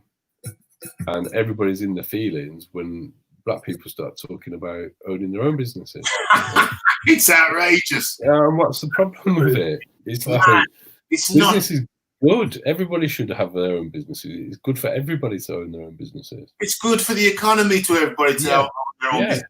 People start feeling people start feeling all up in their feelings, all up in the video. Because what I put in the original post that kicked all this off, I pointed out that within the black community in the UK, there's a higher percentage of unemployment than there is in other communities. So a great way to solve that issue would be for there to be more black businesses catering to black people. But then more black people would pay tax and less would claim benefits, because we have a good benefit system in the UK. Everybody, that seems to go sailing past everybody. Yeah. Nobody picks up on that point. What about that? There's plenty of products that white people don't use that are exclusively used by black people. Indeed. And what about just other stuff, away from shops and retail? What about just other businesses? There's loads of things you could do to generate income for your community. Yeah. In this day and age, being involved in software and, being able to produce software code, that's such a widespread need for that. And there's a huge shortage of skills. What's wrong with little independent black companies setting up, software, small boutique software companies to sell to other people? Maybe they'll sell it to other black people. So what? Yes. The market's big enough to accommodate all of this. And then you've got more people in work paying tax. So it's good for everybody. It's crazy. It's absolutely bananas. But that was John Dealey. Thanks a lot, Raf. John D. Lee. Good having you. Thanks for your contribution, and have a good night at work. Have a good night at work. Okay. Sorry, I think Troy. Yeah, and Troy. I think Troy Graham has rejoined us, and Red Glove Militant makes the great. Here. And Red Glove Militant makes the great point. Everyone invest in that like button. Make that investment. El Mencho, link is in the chat. You said you weren't the guy I thought you were, so link is in the chat. As long as you're legit, let's hit it and let's hear what you have to say. You seem to have a lot to say. Where is that post? Okay, so I understand that it is a different story in other areas of the UK. There are only a handful of black families in this area. Same goes for Chinese, etc. We can't boycott any businesses because of race. I don't think anyone's advocating that you boycott any business based on race. So that's what I think about that. Yeah, invest in that like button. We're going to be moving on from this topic in a couple of minutes. Troy, go ahead. If you want to say something, I'm not sure. No, I was going to ask you about his knee, but you said you're staying on this subject, right? We'll come to that in a couple of minutes. Literally a couple of minutes. We're finishing up on this now. Okay, so King Mo says, like Michael Jordan once said, you can never be a racist when it comes to business, as you are alienating a lot of people from your brand. AJ wants to be a millionaire, can't see it. Well, you need good vision, my friend. You need good vision. You know, you can't see, a lot of people can't see a lot of things, but it don't mean it ain't there. Can I hit it twice? Well, no, always never an even number, always an odd number. So 3 is good, 1 is good, 1, 3, 5, 7, 9, 11, etc., etc. Those are all good numbers, but don't lose count. Don't lose count. The supreme black race. Okay, we got to talk about that. Okay, so there was a couple of years ago now. There was some kind of message alleged to have come from AJ to Chamberlain. What's his name? Eddie Chamberlain. And what happened there? What the hell is that? Okay. So now AJ said that wasn't him, it was hacked. And some people say, ha ha ha ha ha. But if you look at the message, if you look at the alleged message, then it don't make no sense. Why would you be talking to somebody that you're allegedly beefing with and say you're a disgrace to the black race, superior black race? Clearly, that don't make no sense. You don't see one man sending a text saying you are a disgrace to the superior black race. And he said the thing was hacked, and a lot of people laughed. But hacking is not that unusual. That's what I'm going to say about that. Okay. So, what about the microphone? Something wrong with the microphone? What's wrong with the microphone? No, the microphone works good, but here's the question that nobody's asking. Everybody has their issues with this, with that. Why are we even having this discussion in 2020 about this, that, and the third? Why are we still talking about cops who could kill black people in broad daylight with their hands in their pockets and kneel on their necks for 9 minutes and not maybe have to pay a price for it? Why are we still here? They had these same problems in the 1900s. John Jones is doing it right by helping everybody and not taking sides. So it seems like we just been bashing our heads against a brick wall, or maybe King Mo came in late. I suggest you restart the tape at a later date. So we need black businesses. That's not taking a side. That's just stating the obvious. For obvious reasons. I would say this: there's no way you could live life and not take a side. You can't. If you want to stand in the middle of the road, then eventually you're gonna get hit by something. AJ is not taking sides. He's just stating the obvious. The obvious is you need black businesses represented. Monique Thompson is washing her hair. Where'd you get the hair products from? Where'd you buy the hair products from? Yeah, carry on, Troy. You're talking about David Chauvin. I ain't talking about David Chauvin today. You can talk about him. I ain't talking about him. But that is, yeah, you make a good point, because that is the root of the matter. But actually, it ain't David Chauvin's fault. This is something. Yeah, Eddie Chamberlain is a liar. Eddie Chambers.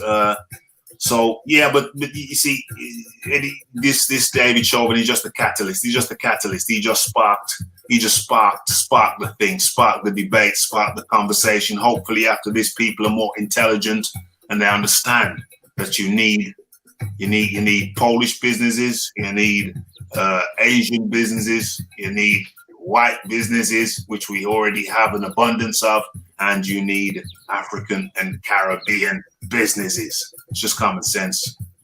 It's just common sense. Yes, yeah, you do. We all need each other, but the fact is that in order for us to even feel that we belong anywhere, it's just human nature that we have to have our own. Of course, there's some of us that would just take a paycheck and be happy and just live quietly. That's not the heart that beats in everyone. And that's me speaking for me and those that think like me. And there's no problem with speaking out loud.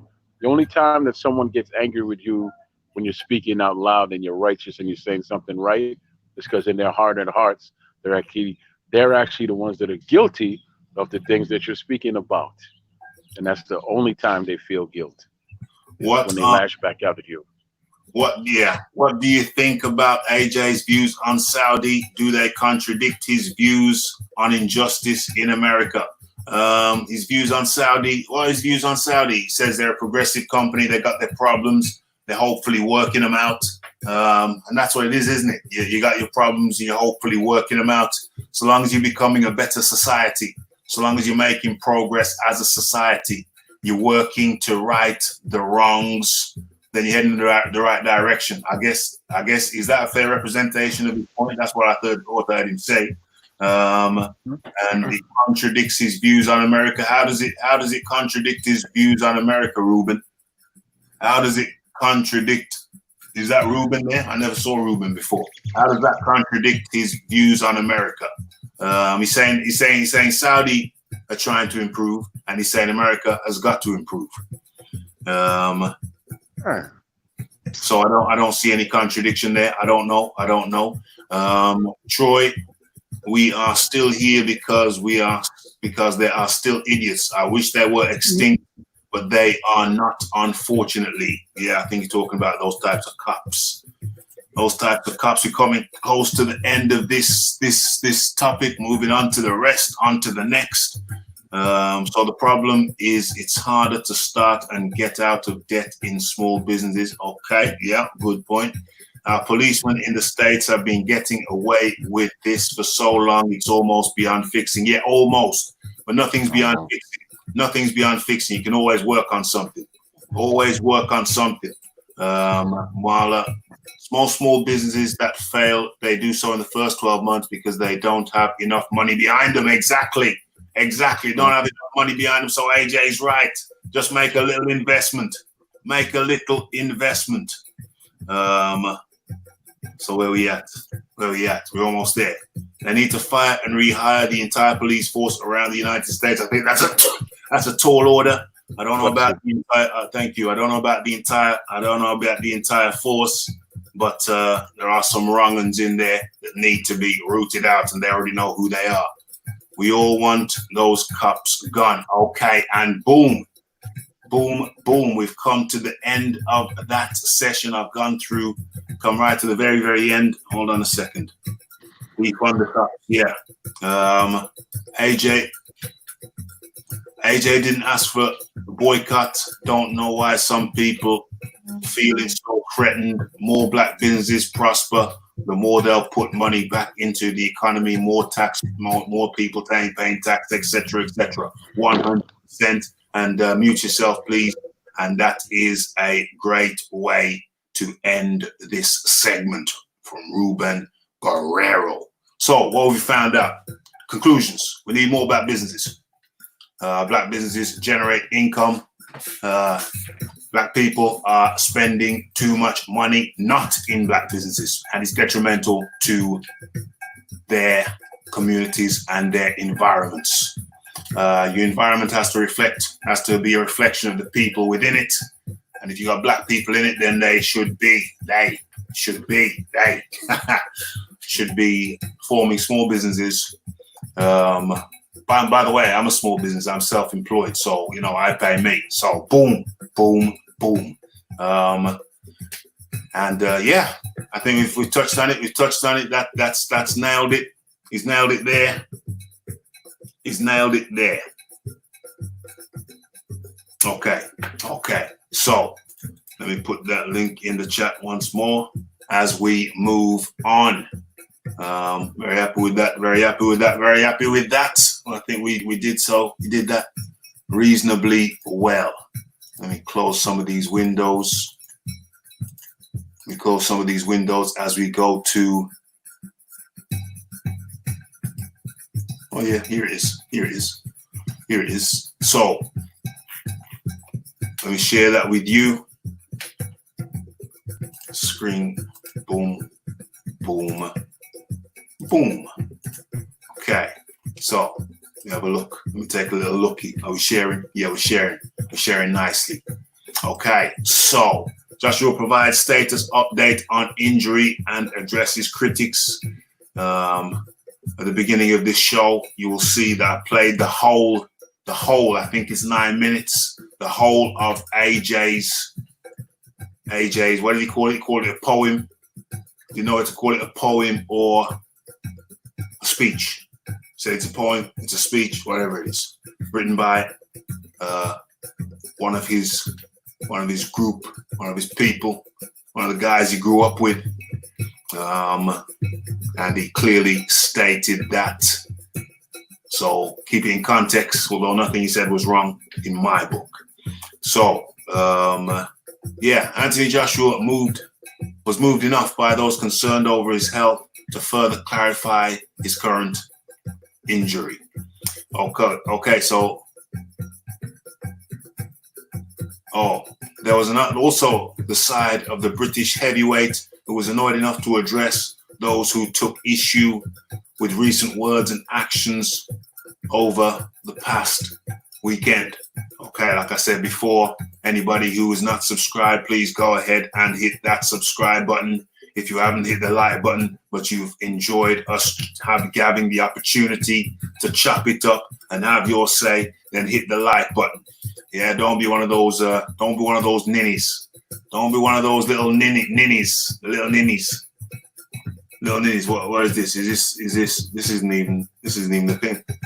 Oh, 131 today. Are we not on 131 today? Is this now? Yeah, 130. It's not 130, it's 131. What's going on?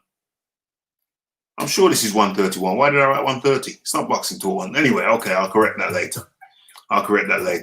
Okay, so yeah, hit the like button, hit the subscribe button if you're not subscribed. And the Twitter link is in the description box. And don't forget the super chat link is right there by where you've been typing. Okay, so let's get back into this. Okay, so respect for the supporters. Respect for the support. What? Okay, so yeah, oh, here we are. Okay, so the two-time reigning unified heavyweight titleist, heavyweight champ, made a splash in a number of ways after making his presence felt at a recent Black Lives Matter march in his hometown of Watford, England. Joshua, sporting a Black Lives Matter hoodie, was seen moving around in a full leg brace, while walking on crutches when not otherwise moving around on a scooter.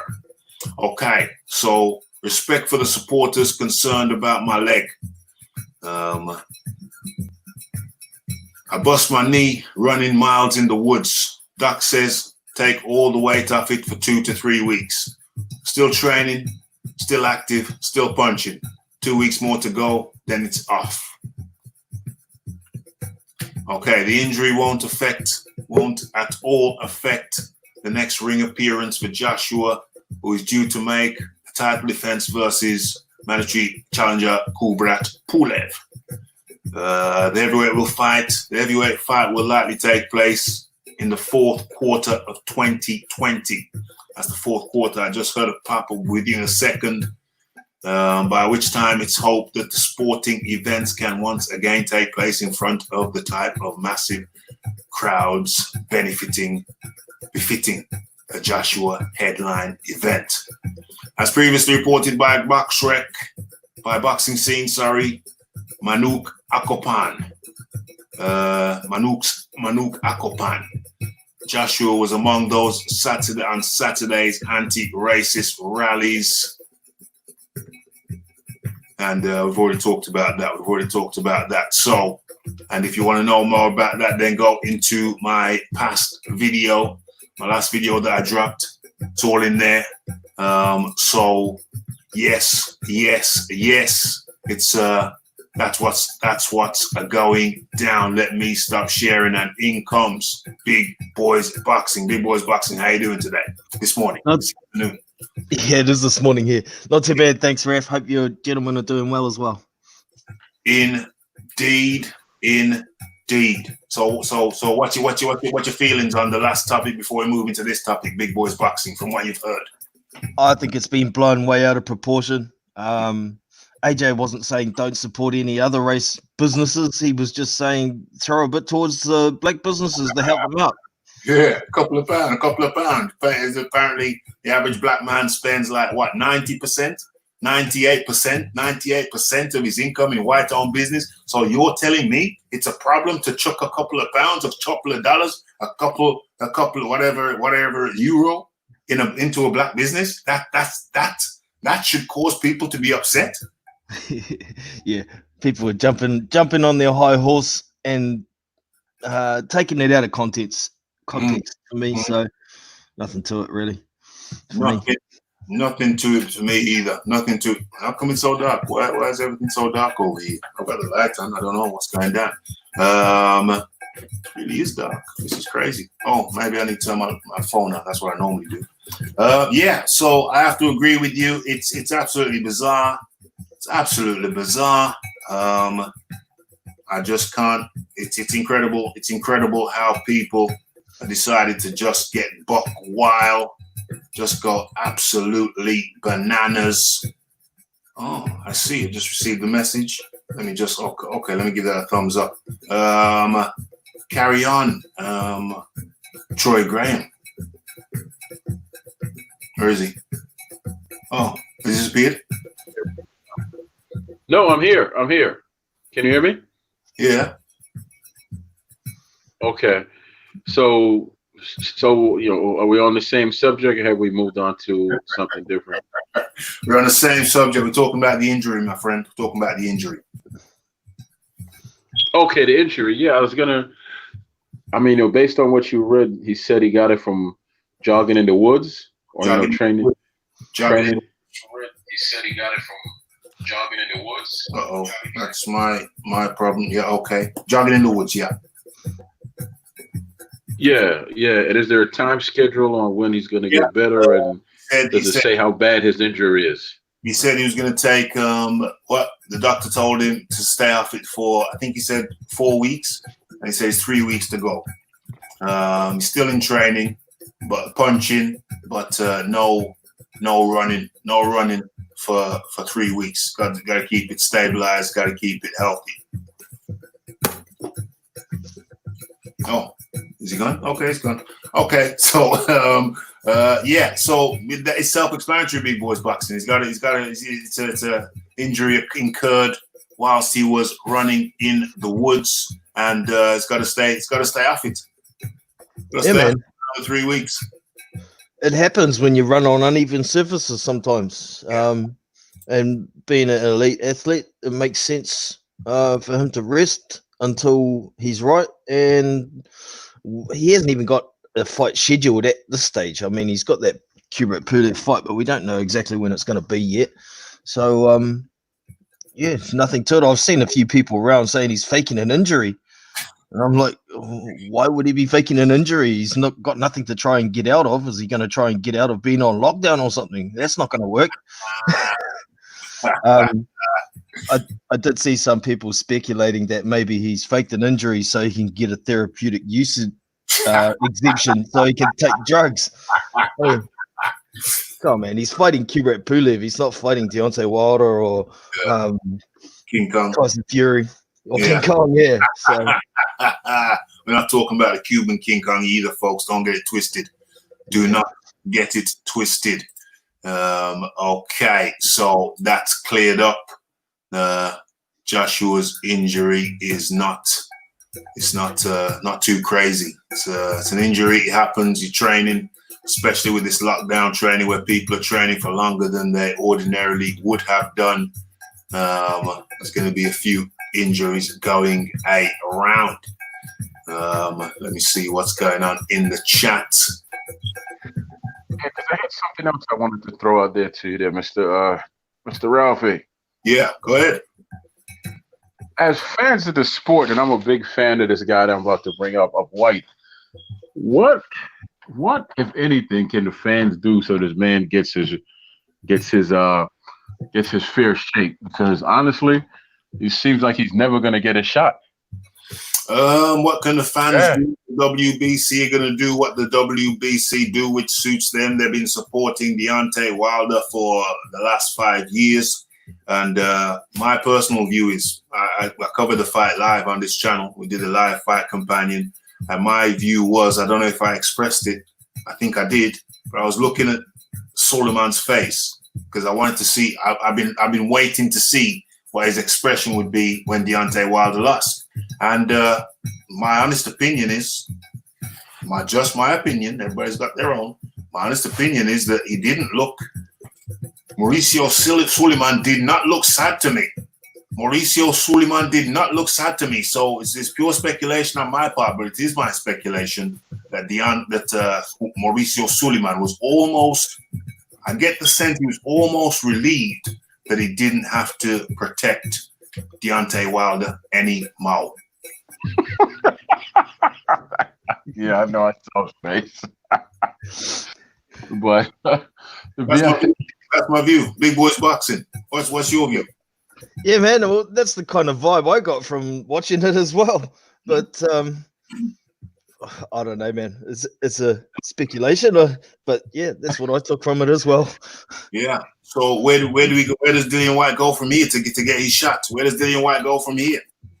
yeah, and can we officially call him the most feared man at heavyweight? Because first it was Wilder that didn't want to give him his shot, and then AJ offered him $4 million for a fight when he just fought, Derek for $5 million. And now Tyson Fury is giving him a lot of lip service because it looks like Wilder's injury is not going to be healed in time to fight. So he has to fight him. Why does it look like he's not going to be healed in time to fight? I'm just going by the chatter that I'm hearing. I'm going by the chatter that I'm hearing and here and there. So if Wilder's injury, you have to listen to what the man said himself. It's a little injury. It's a little injury. Little tiny surgery. So there's nothing to suggest that he's not going to be ready. I don't get it. I don't know where that's coming from. There's nothing to suggest he's not going to be ready when he said he's going to be ready. I don't understand it. That's because he wants step aside money, and he wants the other money he would get to come back and fight. Step aside money. Yeah. Step aside money. I don't think he's stepping aside. I don't think he's stepping aside. He's had both Bob Arum and Frank Warren have said categorically and repeatedly that Deontay Wilder is not interested in step aside. If they were interested in step aside, then surely they would just break him off something. Surely they break him off something. But he's insistent, so far as we know. He's insistent, he's vehement and insistent that he wants a chance at revenge. Big boys boxing. What do you think of that? Yeah, well, I hope he doesn't want that step aside money. I mean, what was it, the figure that he threw out there? If I get step aside money, I'll need 10 million. And how it would work is if he did take step aside money, he would want a guaranteed shot at the WB or at the undisputed title if that's what happened. But that can't happen either. But you see what happened with Tyson Fury and Vladimir Klitschko. If there's no special exemption from the IBF or the WBA or the WBO, then one of those belts is going to be stripped, and it's not going to be for undisputed anyway. So, and back to the injury thing as well, even if it is a big injury, that fight is not likely to happen between Fury and Wilder until possibly February next year anyway. So he's got 8 months, even if it's a huge injury, there's plenty of time to recover. So, I don't know. It's crazy, man. I just want to see them get that fight out of the way and move on. And maybe we can get undisputed towards the end of next year is my hope. Undisputed end of next year. Yeah. So it's gonna be the WBC fight end of this year. Is it end of this year? And also Joshua versus Pulev end of this year, last quarter, fourth quarter, and then going into you reckon that Wilder Fury doesn't happen until 2020, 2021? Is that what you're saying, big boys? I think so, yeah. Until this COVID blows over, because they need that gate. They need that gate money to pay the fighters. I did see yesterday there was a story Tyson Fury was talking about possibly having the fight between himself and Wilder in Sydney, Australia, because they're doing well with the COVID-19. But that doesn't make any sense to me either, because there's no Australian in the fight for starters, and there's no big legend in the fight either. So boxing in Australia isn't a huge sport. Who's going to go to the fight? Particularly if no Americans or UK people can fly to Australia to watch it. Yeah. Hold on. How many people were at the what's he called? Jeremy Horn, Manny Pacquiao? That took place in Australia, yeah? Yeah, that was in Brisbane, in a rugby league stadium. I think there's like 100,000 there. 100,000 people. Oh no, it might not be that many. It might be about 60,000. I'm not sure. That's a good turnout, though, Jono. It makes sense. That's a good turnout. If they can get 60,000 people down there. Yeah, but that's having an Australian and the Australian horse in there, and they've got Manny Pacquiao, a freaking legend. Yeah. So right. That's totally different kettle of fish. Yeah, exactly. Because neither Wilder or Fury come with that type of support like Pacquiao does. Neither one of them. But don't you think it could be a spectacle? It's like when was the last time? You see, I disagree with both of you. When was the last time Australia had a world heavyweight championship fight?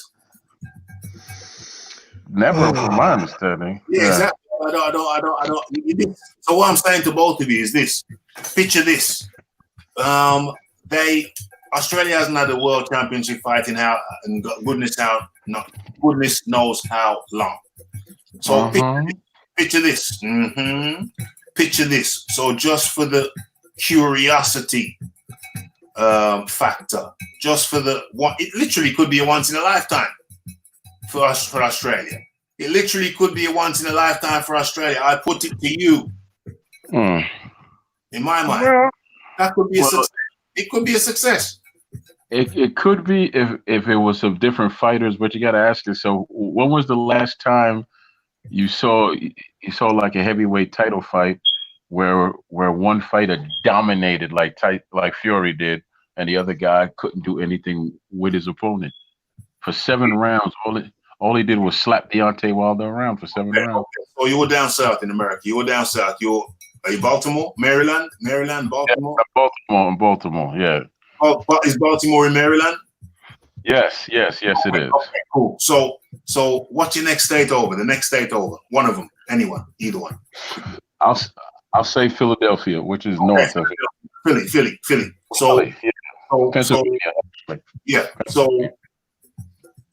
So Wilder and Fury are coming to Philly.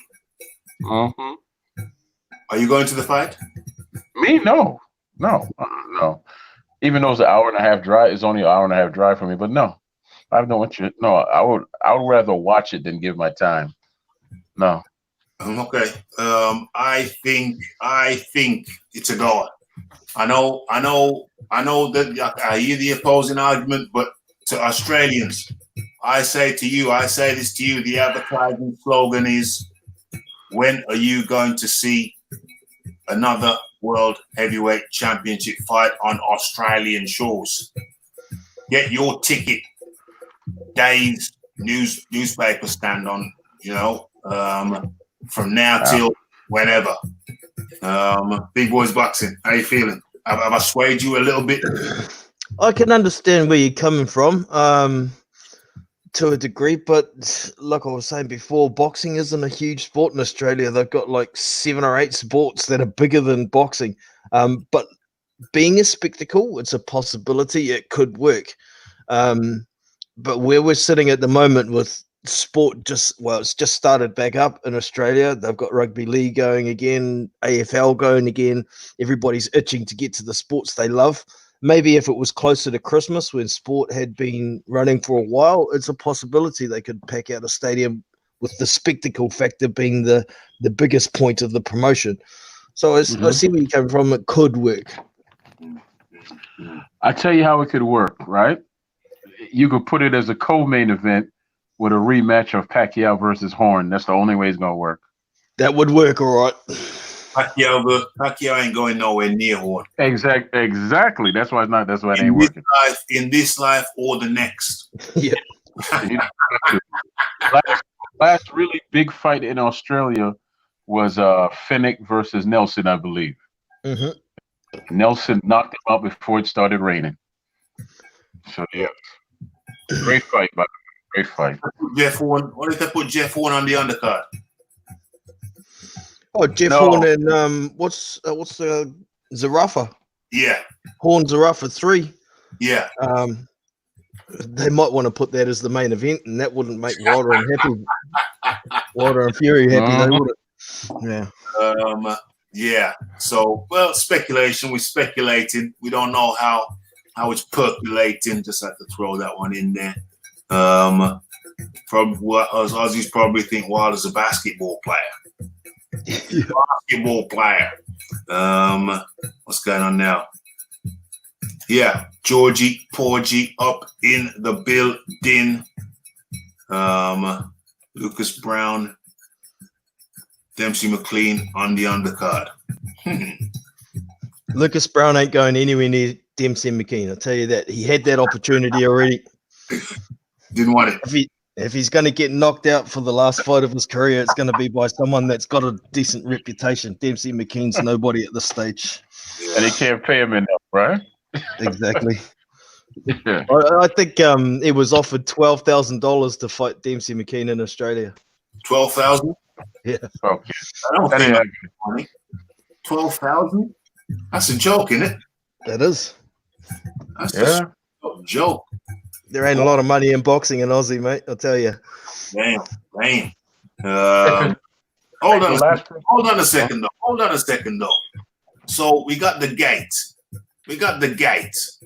What's the time difference in Australia to America? You know? Well, we can work it out. Because from here, I think you're 9 hours ahead of us at the moment. Oh, it's 11 hours ahead of us. So it's 9 past 11 over here now, so it's 9 past 10 a.m. over your place, yeah? Big Boys Boxing? At my place, yeah, it's 10 past 10.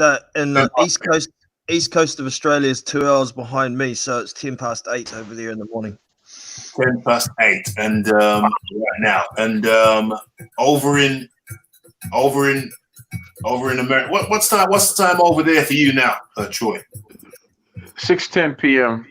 So it's 6 and 8 a.m. and 6 p.m. So what's that? 12 hours difference. 12 hours difference. They're 12 hours ahead. I think could be 12 hours ahead. Let's just go with that. I'm not going to get too bogged down. So if they're 12 hours ahead of you, Troy, then and you Americans, you want to see a fight starts at what? 10 p.m. the main event. 10 p.m. is all right. Yeah. What's your normal start time for your main events? Depends. I've seen as late as 11, and close to midnight, and then 10 p.m. like you said. Okay, so 11, and they're 12 hours ahead of you. 11 p.m. is 11 a.m. over there. So it'd be some morning fights. 11 a.m.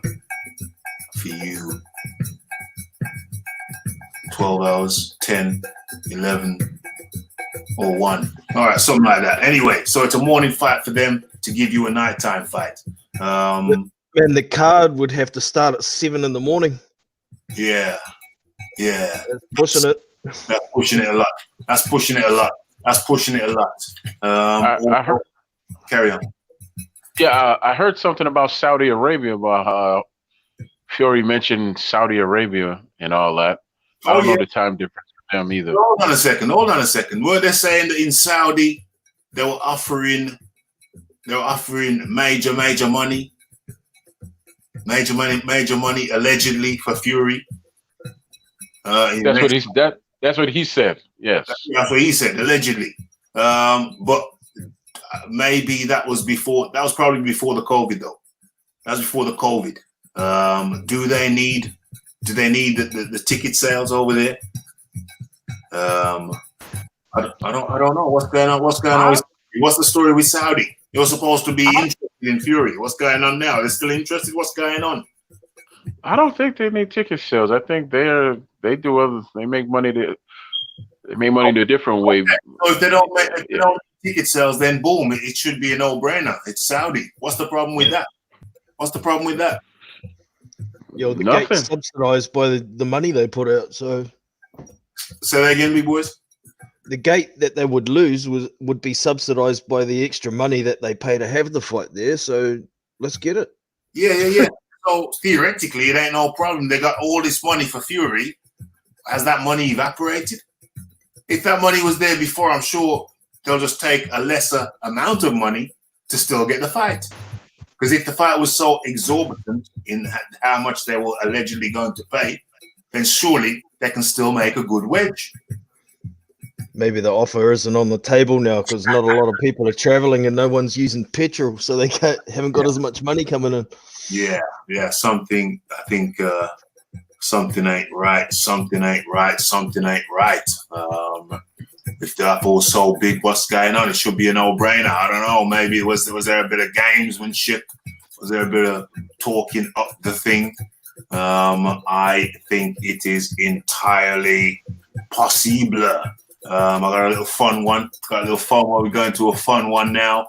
Where are we? I saw a fun one. That's not a fun one. This isn't a fun one, but I'm glad I clicked on it by accident because it's on the thumbnail. It's on the discussion thing. I almost forgot about it, as per usual. So let's stop sharing whatever I'm sharing and let's go into this one. Where is it? There it is. Boom, boom, boom. Are you seeing what I'm seeing? Yeah, I think you are. Do you see what I see? Okay, let's drop this down. Thank you. Who is that? Philip Carl Roberts. Actually, it's a 14-hour difference. Philip, I'm not a maths graduate. I didn't get my degree in mathematics, my friend.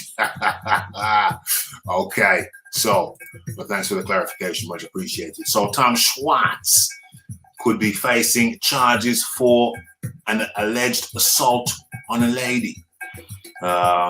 German heavyweight contender Tom Schwartz could be facing charges for assaulting a woman.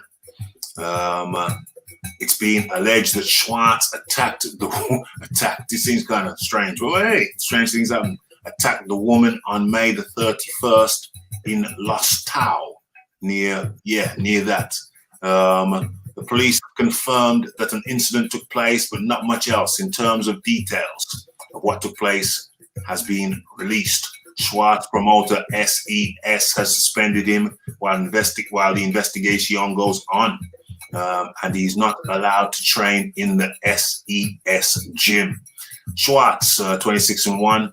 Schwartz's biggest claim to fame is getting stuck by top heavyweight Tyson Fury in 2 rounds last year in Las Vegas. How many people were at that fight? What was it? Was it so 5,000, sub 5,000. I remember that. Schwartz, it was Schwartz first, and then Wallin. Yeah, Wallin was even worse. Okay, but he's being carefully groomed by SES. Schwartz currently holds the IBF Intercontinental. Is it the Intercontinental title? Where is this? And at 20, geez, get the hell out of here, man. And at 26, he's got time on his side. I'll call you back. I'll call you back. You know who you are later. If you can keep out of trouble outside of the ropes, that is. Okay, so WBO Intercontinental Super. What? Yeah, that's a different thing. Okay, so that's the story. Tom Schwartz. There's some allegation. Boom. There's some allegation that he assaulted a lady. I mean, what my take on it is a very, very light article. My take. Jeez, let me just mute this thing, man.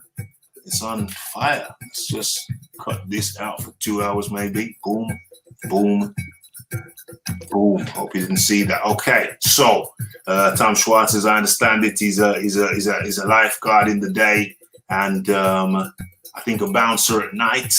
That's how he supplements himself. I don't know if he's still doing that work now that he theoretically got a nice wedge from the Tyson Fury fight. I heard it bandied around that he got $1 million. I don't know how true that is, but is he still doing the bouncing work? Because obviously you're doing the bouncing work, then you know you can come into people and you might have to put them in an arm lock. You might have to walk them off the premises. And if it's a lady, maybe she might say, well, you know, you walking me out was rude of you, and that constitutes an assault. So maybe it's fake nonsense, or maybe it's real, and this article does not give us any indication either way. Troy Graham.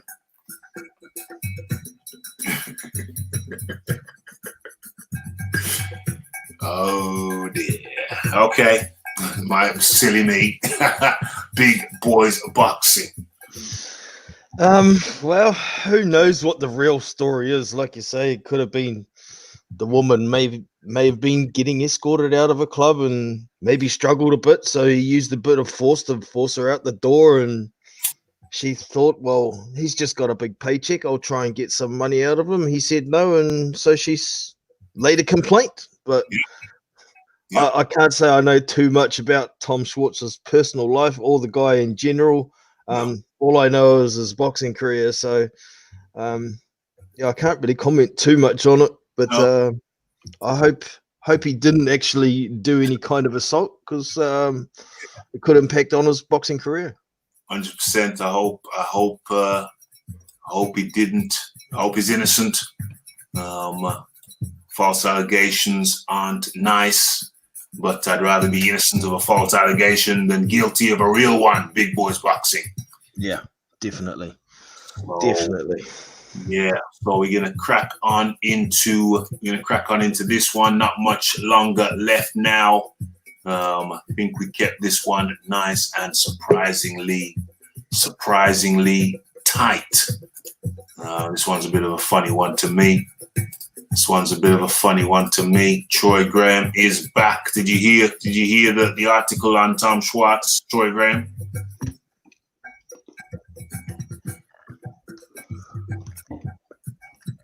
It's on stealth mode.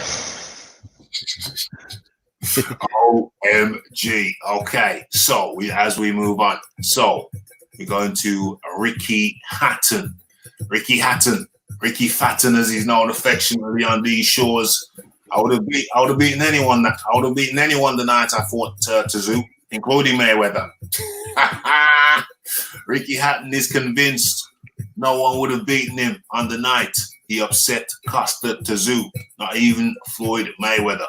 One of England's most beloved boxers explained during the newest episode of Sky Sports, The Boxing Show, the way referee David Parris permitted him to work versus Tszyu in 2005 would have enabled him to defeat even the best boxer of his generation. I will confess I didn't like the referee in the what do you call him, Hatton versus Mayweather fight. I didn't like that at all. That was horrible refereeing in my book. Against Tszyu, with a referee who would let the fight flow at a distance and up close, I would have beaten anyone that night, including Floyd Mayweather. I'm not saying I was a better fighter than Floyd, but the right tactics on the right night at the right time, even the best can be beaten. What the hell is he saying? What he's saying is that theoretically he could go out and buy a lottery ticket tonight and win it. Yeah, in theory, but what's the likelihood? You know? But anyway, if I fought him on that night, I think I might have beaten him. Mayweather stopped and then unbeaten Hatton in the 10th round of their fight. Was it the 10th round? I thought it was earlier than that. Of their fight for the Mayweather's WBC title in December 2007. Where are we? The MGM Grand Garden. Beating Tszyu 2.5 years earlier to win the IBF 140-pound championship was the crowning achievement of Hatton's career. Though Hatton roughed up and outworked the heavy favored Russian. Tszyu, Tszyu. Doesn't he live in Australia? He's a Russian. Does he not live in Australia now? He does. They immigrated. His son's boxing now. Tim. Yeah, his son's boxing now. And eventually made Tszyu quit on his stool following the 11th round at the sold-out Manchester Evening News Arena in Manchester. The 26-year-old Hatton was unbeaten but unproven at elite level when he encountered Tszyu. I don't want to read any more of that. Not really. I would have done better against Mayweather and Pacquiao if I hadn't burnt the candle at both ends. Said Hatton. People said that one day my lifestyle would catch up with me. When it came to those fights, it caught up with me. Okay, so what we saying there then? Troy Graham, you want to talk on that? Are you there? Yeah, man. I had an issue with my mic last time. So okay, cool. You know what? When he fought Mayweather, he pushed the fight and he made Floyd fight. It's just that he doesn't have that extra gear. It was always 1, 2, 3, push, push, push. It was the same thing round after round after round after round. And as good a fighter as Floyd is, he got his timing. After Hatton actually got very tired, because if Hatton wasn't tired, he wouldn't have caught him with that clean hook like that. He was exhausted because he shot everything.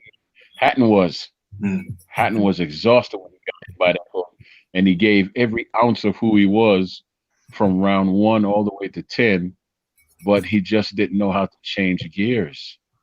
He didn't do it. Was he not interfered with by the ref? Did the ref not interfere incessantly and vehemently? Did the ref not spoil that fight? Was the ref holding him, and leaning on him? What was the ref doing? Because I know Floyd was holding a lot, and he probably had to break them up a lot. But what was the ref doing? I thought the referee was interfering. At least from your point of view. From my point of view, I thought the referee was interfering with the flow of the fight. He was breaking them up every few seconds. That was horrible. Yeah, that was a part of what's the name's fight plan, Floyd's fight plan. He does that every fight. He holds and he frustrates people, and the ref got to come in and it throws off your energy, throws off your timing. But if you don't have a different gear, like I said with Hatton, then you're in trouble. If he fights fighters that have different gears, then all of that crap wouldn't matter. Mm-hmm. Yeah, but I have a lot of respect for Hatton, man, because he pushed that boy that night. He pushed him. He just didn't have anything left. It's a messy fight to me. The referee spoiled it. But anyway, that's just my perspective. Big boys boxing as we come to the end of the show. I'm not too sure whether Hatton could have beaten Floyd. It depends maybe whether the fight was going to be after he fought Tszyu or before, or, it was supposed to be on the night. But for me, I like Troy, I don't think he had that extra gear to push Mayweather further than his limits. So regardless of whether the referee interfered or not, whether it was just a good night for Ricky Hatton against Costa Tszyu, Well, we can only speculate, but I still think Floyd still would have beaten Ricky Hatton, particularly when it's at 147, whereas the Costa Tzu fight was at 140. So there you go. Yeah, so that's a different weight level, one up. Okay, and as we come to the very final thing, we're just going to touch on it real quick. Let me see what I am sharing. Am I sharing good? I am sharing good, but I don't need that advert in there. So let me just make this a tad big, but they're up in there, so I should be able to move this out to one side. Boom, boom, boom. Okay, how's it look now? Yeah, looks better, more aesthetically pleasing. Roberto Duran reveals his top 10 list of greatest of all time in his humble estimation. Okay, so yeah, that's cool. Okay, so just a quick one. We're just gonna go through and have a look at the fighters that Roberto Duran has on his top 10 list of greatest of all time. So, okay, in a recent interview via Zoom, I haven't looked into that yet, with the World Boxing Council President El Presidente Mauricio Suleiman, the legendary Hands of Stone Roberto Duran was questioned to reveal his personal top 10 list for who he believes is the greatest or the greatest boxers of all time. Or maybe they should have said the greatest boxers of his time. No, thinking about it now, I remember seeing some older names in there, but okay. So, former multi-divisional world champion from Panama, booked for a second and broke things down, but only gave off 8 names outside of himself. Only said top 10. We gave 8 names and then himself. So that's 9. It wasn't the top 10. Damn it.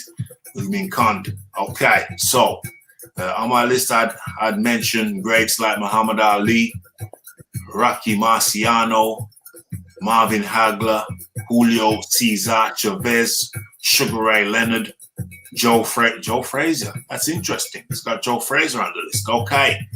Tommy Hearns, Ruben Olivares, says Duran. 60-year-old, 68. Damn, he's doing okay, isn't he? He's doing okay for 68. 68-year-old legend added that if asked, he would climb into the ring again. Would he climb into the ring again for exhibition matches for a charity cause? I'm already in bad shape. But yes, if asked, sure, I get up there in the ring and fight for charity. I do my best to evade the big punches. So forget about that bit. That's a bit ridiculous. But we'll focus on who did he name? There they are. There they are. Troy Graham, Muhammad Ali, Rocky Marciano, Marvin Hagler, Julio Cesar Chavez, Sugar Ray Leonard, Joe Frazier, Tommy Hearns, Ruben Olivares. Sugar Ray Leonard's on that list, or you never mentioned him? Sugar Ray Leonard's there. Sugar Ray Leonard. Okay.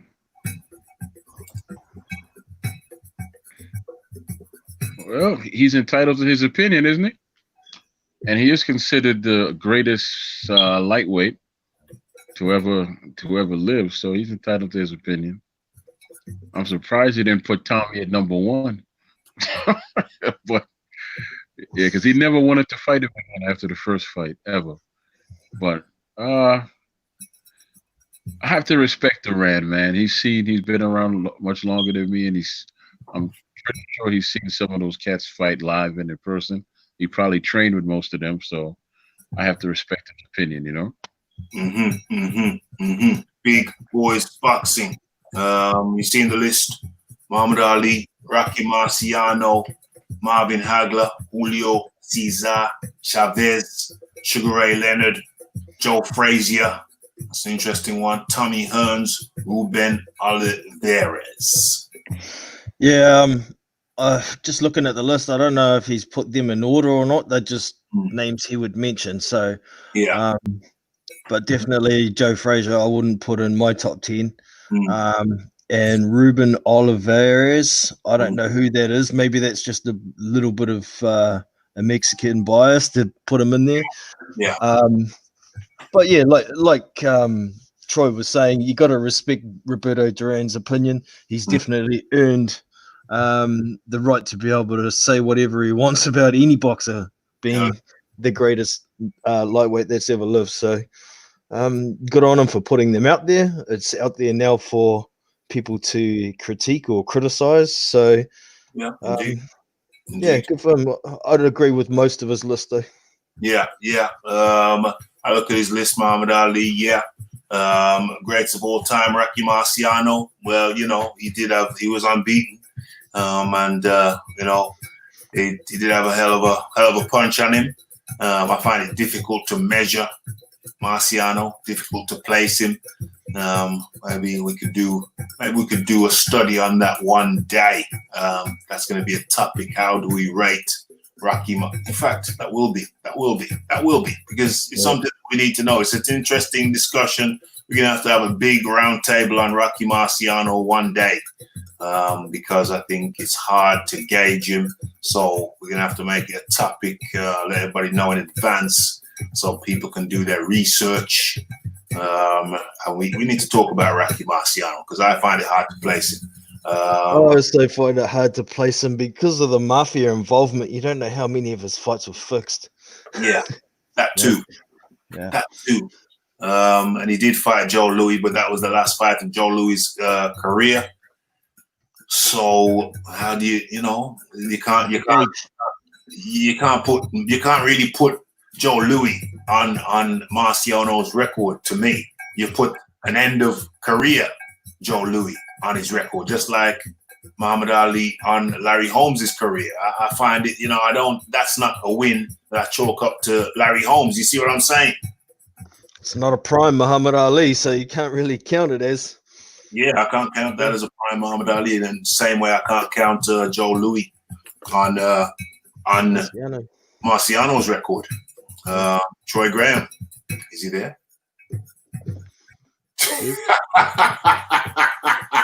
That's funny. That is funny.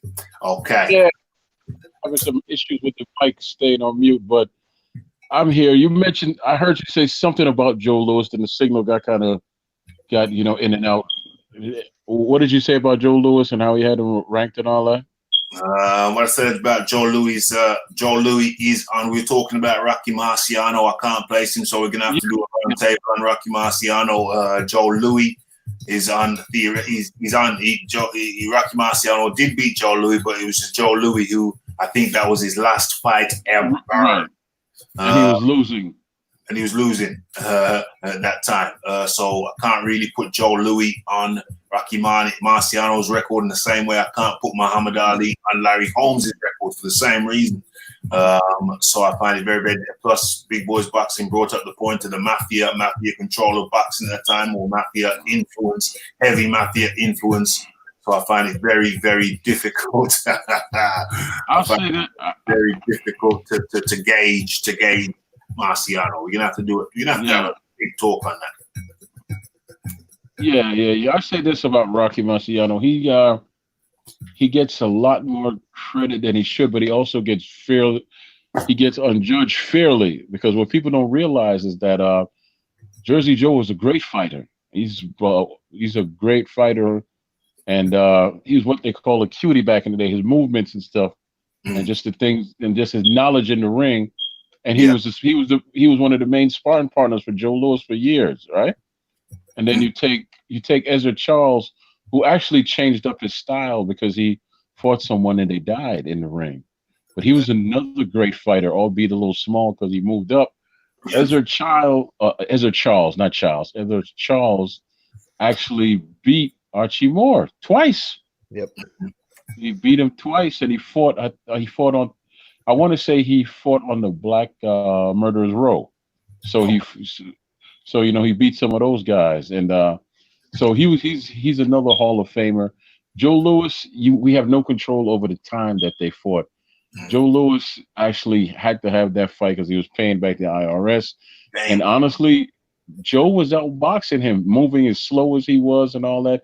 He just could not pull the trigger at that point, because at that point Joe was older and everything he did had caught up to him, all the women and all that. and he also started drinking back then too. Damn. So there's a lot that goes into that. But Rocky Marciano gets faulted because of his the time. The time, like they say that a Jersey Joe was old. He wasn't. He wasn't old enough. Okay, he was old enough to knock out Ezra Charles. He was it Charles. I think he did beat Charles and win the heavyweight title, and he lost it, right? Mm. And then Ezra Charles was small, but you know he was still a great fighter. He was beating heavyweights, and on top of all that, there's a great fighter by the name of James Toney. His trainer was friends with Ezra Charles and knew all about him, and he made James watch old tapes of him, and that's who he really patted himself after until he found himself, James Toney, Ezra Charles. Well, Soul says you can't have Larry Holmes on Mike Tyson's record either. Well, I think you can because Larry Holmes went on to have big wins after Mike Tyson. So that's slightly different. I hear what you're saying. It's in a similar vein, but the difference is that Larry Holmes went on to have big wins after he fought Mike Tyson. So I say that's a difference. What do you say, Big Boys Box? Is that different? Agreed. Yeah. Like you say, though, still in the same vein, but yeah, definitely a bit of a difference there as well. Yeah, definitely a bit of a difference there. And ladies and okay. What did I want to do? I wanted to do that. Okay. And ladies and gentlemen, thank you very much for your attendance. We've come to the end of another boxing talk with Rafi. I put it in as 1:30. I'm going to change that now to 1:31. And I think we got through this. Thing rather well. I think you caught most of it, didn't you, Big Boys Boxing? You caught most of it. You caught all the tail end of the AJ stuff, and you're moving into this. I was listening the whole time. I was up taking my kids to school, so I just couldn't get on. Yeah, excellent. I think we got through it because it's been proved rather emotive after Anthony Joshua made his speech or read the speech written by one of his crew growing up back down there in Watford. And some people, a minority of people, have gone haywire, calling Anthony Joshua a racist because he says that you should invest in your local businesses and black businesses, not exclusively black businesses, but invest in black businesses, not exclusively in black businesses. Other people decided to add a word that wasn't there, exclusively. Big Boys Boxing. Yeah, man, don't take it out of context. He was just trying to help some black businesses get a little bit of a leg up. He wasn't saying don't shop everywhere else. So don't take it out of context, man. Don't take it out of context. Put your big boys pants on. Stop your crying. Big boys around here. It's Big Boys around here. And that was Big Boys Boxing. He's on his own channel. Go check him out. Big Boys Boxing, thank you very much for coming on tonight. And we speak soon. My pleasure, man. Thanks for having me. And everybody, don't forget to subscribe and hit the thumbs up for Rafi as well. And don't miss Shakur Stevenson's card tomorrow. There's a couple of heavyweight prospects on there as well. Damn, good reminder. That was Big Boys Boxing. Big Boys, much appreciation. Enjoy the rest of your day down there in New Zealand. Cheers, boys. Thank you very much. Okay, and so that was Big Boys Boxing. And then there was Troy Graham. Yes, sir. It was a good show. It made some people uneasy. And you got some questions asked and answered that many people wouldn't have asked or answered otherwise, right? Mm-hmm. So, but I'll say this, man. In order to get to the honesty in life, because truth has too many sides to it. But honesty, on the other thing, is pure. It don't need no chaser. But in order to get to the honesty, you have to face your own demons. You have to face the ugliness some of us might have to face the ugliness that stares us in stares us in the mirror every morning, and that's not an easy thing to do. It's really not. I hear you, Troy. I hear you, man. I feel your pain. Yeah, but you have to do it, and that's coming from both sides. It's coming from both sides. I mean, but you can't stand in the middle on this thing and say, I'm not choosing a side. Well, I tell you what, eventually one's going to be chosen for you. Well, choosing a side. What about the human side? Knowing that you need to have. If you're living in a diverse community, you need to have diverse businesses going on, and that includes black business. AJ said, invest in your local businesses, including black business. Right. And so, why is it okay to invest in every other type of business and not a black business? And why is it okay that some people want to try and change the narrative and pretend that the man said exclusively? He did not say exclusively, and that's the point. You know what I'm saying? Some of you people, some of you ninnies, you got to grow up, put your big boy's pants on, grow up, listen, learn, educate yourself. I'm glad you used that word, by the way. You used the word exclusive, right? Yeah. Joshua used that word exclusive. Yeah, even if he said exclusive, it doesn't exclude white folks in any single way. It just means that he would like black folks to empower themselves by exclusively shopping with black businesses. But at the same time, if you have the same mindset and you want to help, then that's fine. But you're gonna have to come to us because we're not coming to you. You understand me? It's nothing because I'll tell you what, anybody could go Google this. Steven Spielberg has never had to apologize for sending home billions. I mean, not even home to Israel. He sends Israel billions. Who does he apologize for that? How come he doesn't have to come home? I mean, to these questions about and then explain why this is being taken out of context or not? No, it's nothing to take. Listen to me. I'm gonna tell you a quick story. I grew up with my grandmother and my uncle, right? Yeah. Okay. My uncle, as I stated, was an addict, came in high one day, was bothering, just crazy. So my grandmother threw $100 at him. He ran out the house. That same day, I asked my grandmother for $2 to go to the ice cream truck. And you know what she said to me with tears in her eyes? She said, "You are only my grandson. That is my son. As much as I hate what he does, I don't want to see him hurt." That's when I learned something that night. Through a whole lot of pain, though. I learned something that night. What'd you learn? I learned that one loves themselves and those who come from them more than they could ever love someone outside of them. You understand me? So you must first love yourself. I will give to my sons before I give to my nephews. You understand me? Don't mean I don't love my nephews, but I'm going to give to them first. Why is that?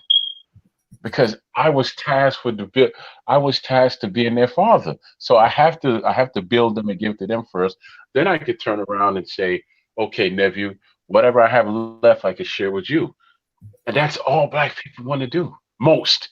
Can't speak for everybody but myself. And I don't understand why people don't get that. Well, that's not what AJ said. AJ said invest in your black businesses, invest in your businesses, not the only black businesses, but invest in businesses in your community. He didn't say exclusively. And other people put that on there. If he'd have said exclusively, then I'd have been like, I don't know about that. Because then that, no. Even if he did, no, even. He didn't say that. So I'm not going to go about speculating about if he said this or if I'm talking about what he said. And he did not say invest exclusively in black business. And moreover, he didn't say other people of other races couldn't invest in black businesses too. Why not? Why not become an investor? Anybody can invest. You know what I'm saying? It's open to anybody. Anybody can invest. So why not? Why not invest? Why not diversify your portfolio? Why not do that? Okay. And so Troy Graham, yeah, it was a good one. Say your good nights to the people. Troy Graham, thanks for coming on. As per usual. All right. Well, thanks for having me, man. As I enjoy being the co-host, and in the future we're gonna do something great. But I want to thank everyone for giving. The most important thing you have is your time. But we are endeavoring to do some big things. So we'll keep the lights on. We need you to hit the like button. We need you to share. Need you to subscribe and super chat and just give to the show, man. Because we really have a we really want to grow and give to the people, man. We have some things that are coming. Can't tell you because I'll ruin it for you. But in order for us to maintain and to grow and keep going, we do need your help, and we do appreciate your help. So super chat and do whatever else you can to help the show. And trust me, it'll be well worth it, and we appreciate it. Bless up yourself, and thank you very much. 100% stick around. I think we got to do something after. If I'm not mistaken. So there you have it. It's been another one. It's Boxing Talk with Rafi 131. It says 130. That's an error. Clerical error, which will be corrected in a matter of seconds or minutes after we close this baby down. Okay. Someone said, yeah, this right there. GMB Catastrophe says, great show, sensitive subjects, and yet didn't turn nasty. It didn't turn nasty because over here at Rafi Dawkins Combat Radio, we have a reputation. We have a reputation for using logic and intellect. Logic and intellect over emotion. You know what I'm saying? That's the calling card right here. And yeah, it's been beautiful. I appreciate all opinions expressed. See you again on the next live stream. Wicked, that says that's coming from Monique. Yeah, I appreciate all opinions, whether they're my opinion or not, whether I share your opinion or not. This is a place where we come to chop things up. I think it was really well chopped up tonight. So I appreciate everyone's input. Was this big up, valuable discussion, and another great show. 100%. Appreciation to everybody. I echo Troy's views. Yeah, hit all of the good buttons. The like, the subscribe, the share, super chat button, and the PayPal button is in the description box. And for sure, go ahead and follow me on Twitter. Look out for the Wednesday show. We come back Wednesday with Rick Glazer. On the Wednesday. Then on the Thursday, we got a nice surprise for you. And then on the Friday, we see how that goes. Last time they wouldn't let us show the video of the fight, but we're going to try again this Friday. Fingers crossed it all goes well. But even if it don't, we're going to have some good, lively, intelligent discussions over here at Rafi Dawkins Combat Radio. So tell a friend to tell a friend to tell a friend how we do it around these parts. And you know how it goes. It's the like, it's the subscribe, it's the comments, it's the shares, and it is the hitting the bell icon to stay updated with news and notifications. And what else is there left for me to say? Not much other than blessed.